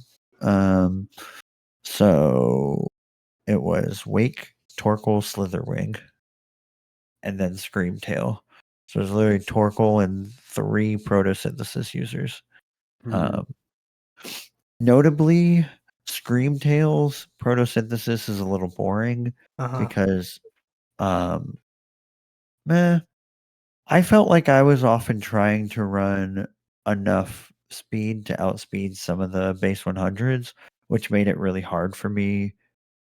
It would be really hard then for me to get a stat other than speed to be the photosynthesis thing boost, and it doesn't really need to be faster than it already is. Slitherwings, I think, always going to be its Attack. physical attack. Yeah, because it's base 135. Yeah, I guess maybe you could probably do some weird shenanigans to get this Spadef up, but you never would. Yeah. Walking Wakes is either going to be special attack or speed. Yeah. Depending on how you move around your EVs and IVs. So that's a really cool first 4. But less cool. Screamtails isn't like the coolest thing in the world. Right. Walking Wake is such a scary addition to Sun Team. Just to like have a water type. a water type that is like so strong on Sun teams. Yeah. And I think that similarly to like what I called out on your team, Kyle, having the Magic Bounce user really helps out this team. Like to really dissuade people from putting up rocks. Right. With of course, you have Torkoal as the spinner, but and Zarina, of course, but Torkoal probably is the one that's coming every week. But having rocks on Torkoal, or having rocks up Torkoal trying to play dual duty of rapid spinning and setting sun, and you're trying to like manage your sun turn so that you're coming in at the right time with Torkoal, and you're not like coming in when there's one turn left or something. And you want the sun rock or the heat rock or whatever, or do you want heavy duty boots? So I think Mhm. Espeon is actually the Magic Mouse is putting in a lot of work here. Yeah. I think that's a good point. I think it's also just like the speed tier is nice, being faster than Walking Wake or like at Walking Wake speed is cool. So one thing that I'm a little bit question marky about this team, in spite of it being as threatening as it is, also highlight Brute Bonnet, I think is super cool. I'm And ready to I see think, that thing pop off. yeah, even just with I think First Impression and Sucker Punch priority moves with such a strong It gets first 1/2. impression? Maybe it doesn't. I think it's just Sucker Punch. Yeah, It gets Sucker Spore. Punch. It gets Spore. Close combat. So it's Wow. it's super strong, and especially in the sun. So that thing's gonna be cool, and I think because it's on a sun team, you can run it with leftovers, and it's still gonna get that attack boost in the sun. So I think that there's some cool options for this team. The big question mark for this team and kind of Sun in general right now is it doesn't have the speed that that Sand Rush and Slush Rush have right now. There's not really a good chlorophyll user. I mean, I guess there's Leafeon, but Or I mean, the peppers. photosynthesis speed. with your wake, but then you're not able to boost your. Then you're running specs if you want the damage on it. Sure, that's true. It's just like the other weathers, I think, just do a better job at getting that speed boost. And so if I'm going up against this team, I'm thinking about how good Dragapult, even though this team is threatening, I'm thinking, oh, Dragapult's already faster than everything. Yeah. And so Sure. if I can just sack something, waste a sun turn, bring in Dragapult to revenge it, scare something out, it's like, I don't know. So I would just say like actually just trying to outspeed a sun team, outspeeding this team is like an exploit,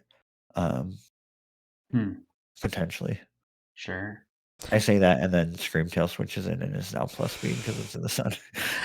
I think too, like Stab, First Impression, Slitherwing is a big threat. Okay. That can help with priority and outspeeding things. Yeah, and there's the Sucker Punch. Yeah. And I think Shadow Sneak on the Ceruledge. Okay, fine. But I think you're right of like you sack something to Walking Wake. Like nothing is a switch into that thing. Like what did maybe timid sets. Maybe it's Yeah. maybe you have switch-ins to the timid sets, but I don't think I'm ever running timid though with Walking Wake. I mean, I just Well, you might have to run timid because it's only 109 base speed, but yeah. I think if you run 252 special attack and speed, I think timid, I think you're still boosting your special attack. Yeah, that's true. Yeah. Did somebody say this already? The speed tiers are amazing in this team. This is really like incredible. No real gaps at all. Yeah. All the way down from 117 to 55. Yeah, I'm confirming that you get 340 if you're max special attack speed and you're timid, it's 349 special attack and 348 speed. Okay. They really thought about They this. Yeah. So you can run max speed on it and still get the special attack boost, but yeah. That Pokemon's I'm scared of that Pokemon. Well, I think I mean this is MV is in a draft league right now, and this is very similar to MV's team. With Walking definitely Wake, the Torkoal Wake Slitherwing wing combo. And Ben has Screamtail instead of like Haxorus. Haxorus, same typing, yeah. But like I think MV was up against an Azumarill that was Assault Vest, Max Spadef, or something along the lines of that, and it was 2-hit KO'd by the whatever Hydro Steam superpower thing. Gosh. Yeah. So. All right. Yeah, that Where thing does seems this cool. one? Where does this one belong? I think it's an A tier. I think so too. Yeah, I like it a lot. Do you like it better than Andy's? Toggle back and forth. That's Andy's. I think yes. I think so actually. too. Can you go back The lack of hazard removal on Andy's team, I think, just makes it just slightly lower. Yeah, I think the lack of hazard removal on Andy's, and I think also just like the sheer damage output. Yeah. Yeah. I don't know what to feel about the Crook and the Salazzle, because I feel like you're bringing Torkoal, Screamtail, Slitherwing, Wake every freaking week. Mm-hmm. Maybe Sarina. I would much rather bring Cerulege as my fire type than Salazzle. I don't know. There's none of this is, though, I think makes it not or less than Andy's team. I think Salazzle is smart though with the grounded poison. Yeah, that's definitely true. T-Spike's kind of ripped through this team. Yeah, so I think that this team is stronger than Andy's, but I don't think it's a tier above Andy's. Cool. And mainly because I think it has where Andy's team might have a more well-rounded 10 Pokemon, I think Ben's team's like damage output is the best in the league right now. Mm-hmm. Yeah. All right. That may be yours. Last and least. Last and least. All right, D tier, put it there. All right, we're done. Thank you, everyone. Please sure to like, comment, and subscribe. And ring that bell. Yeah. Oh my goodness. I'm so excited for you to use Annihilate. So excited. Oh man, I hope you're bad at it. I've been I have 2 Ubers Pokemon on this team, which is Tianpao and Annihilate, and You can't practice. Well, I've been practicing in Ubers. This team does well in Ubers. No way. You just bring screens, Klefki? Yes, I have screens, Klefki, plus plus I'm Terra Fairy, Annihilate, which is what I'm running. Sandy Shocks probably doesn't look terrible against Miraidon. Sandy Shocks is incredible. Maybe I'm just too low on the ladder, but even up to like I think I'm in the like high 1200s or something. Which I wouldn't expect to be that much higher in Ubers with a team like this. Sure, but like Miraidon, anyway, Sandy Shocks is just very good against Miraidon. But Annihilate is incredible. That's all I have to say. And Wish Pass support from Alomomola is great, and I'm kind of excited about my last pick. Arboliva. Yeah. I think the grassy terrain support will be really fun with Annihilate also. It's great, I actually am enjoying just like running Protect on Annihilate, so you just like protect the leftovers, especially with grassy terrain. And really the team is supposed to be built around Annihilate, and Tianpao is just kind of like the wall breaker. Yeah. I would like to see banned sets with Tianpao. I think that's one of the best uses of that Pokemon. Anything, if you can try and fit anything except for boots on it, I think it just really goes up a lot in offensive power, because if you're running Jolly and boots, it just doesn't get the 2-hit KOs that it usually needs to. So. Yeah. I'm hoping that it's definitely one of those things where it's like it's maybe the hardest hitting physical attacker in the meta, so making it hit harder would be better. Yeah, I'm hoping that my spikes and my rock support can help take Is it a just lot of Talonflame for removal? Yeah, and you know what fucking sucks is that was my 3rd round pick, and that was the best defogger that was on the board in round 3. Yeah. Besides Halucha. It was that. Well, yeah, there's Halucha, and there was Noivern, and there's Talonflame. Yeah. And I wanted a Fairy Resist. Right. Talonflame Because you was already good. had Chien-Pao and Annihilate that were very weak at that point. Right, I didn't really want to take Noivern also. Or Halucha. So Yeah. I'm probably gonna have to bring Annihilate most weeks. And yeah, Klefki doesn't even get defog anymore. It's Right. freaking ridiculous. So Yeah. it's a real bummer. I would be open to trading. Yeah, Garrett. I wish Gyarados got defog. That would be so cool on this team. But yeah, if someone has a spinner they want to trade to me, I feel like I had several things Like get Glamora. sniped. Glamora, I really wanted. I'm sure there's a few others that are escaping me, but the Glamora snipe really from Chris, that really like kind of messed up. Because I was thinking like Chien-Pao Annihilate Glamora was going to look really, really good, and getting Toxic Spikes up for Annihilate support. Anyway, so, but it is what it is. I think that the Hippowdon, you should try to find a trade for the Hippowdon. Not that it's bad, but like you were talking about with the grassy terrain passive recovery and the leftovers on Annihilate, another Pokemon that you have that appreciates passive recovery is Goodra, and Hippowdon Sand just negates leftovers. Yeah, that's a great point. It was a little bit of an awkward fit. Yeah, just run it with Sand Force and then use it as just a bulky ground type. Sure. What about? I mean, I know Mudsdale's still there. It's not a terrible option. No, I think about it. I would prefer Sand Force Hippowdon over Mudsdale. Yeah. I think its defenses are better, and Whirlwind is really good this generation. Slack Off is good. But I was just thinking about how you talked about what you like about the longevity of your team.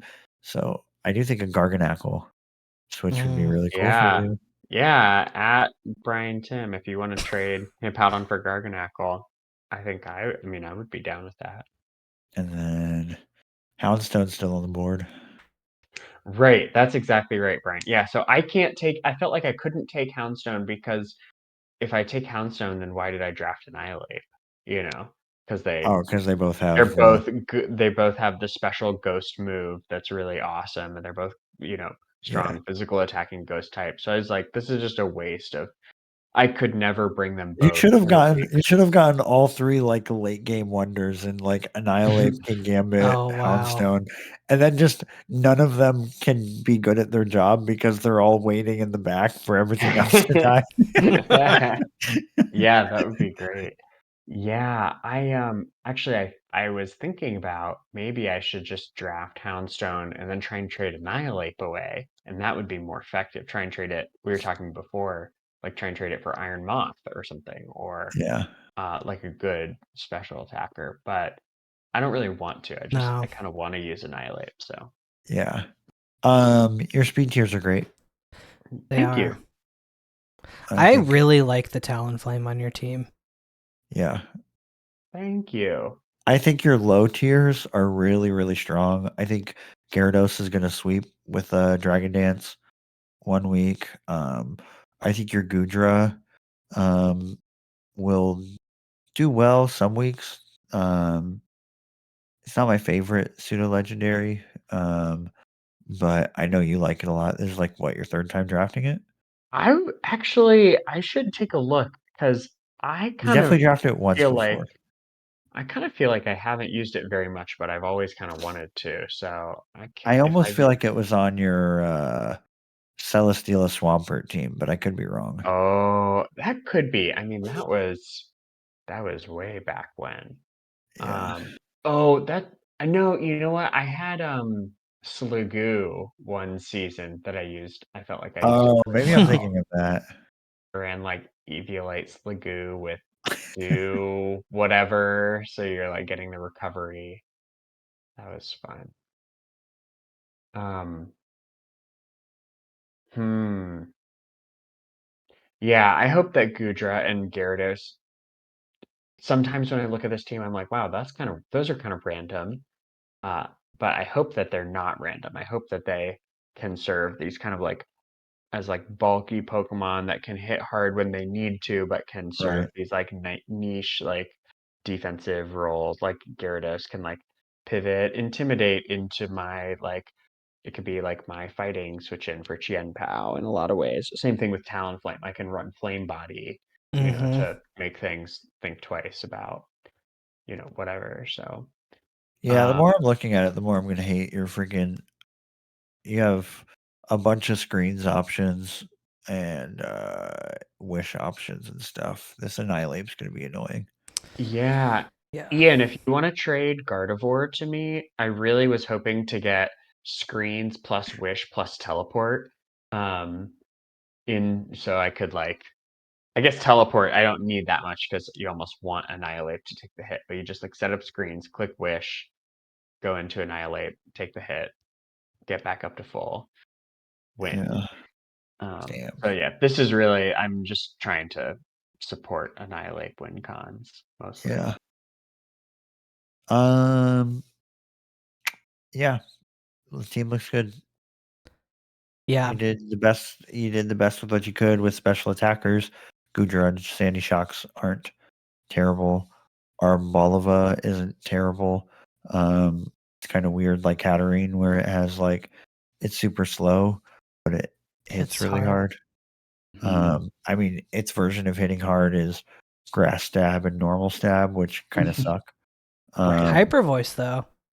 Hyper Voice is cool. It does get like I think Weather Ball. So when you're Yeah. going up against the Oh, sun that would be type. good with Hippowdon too. Yeah. Oh, yes. Oh shit.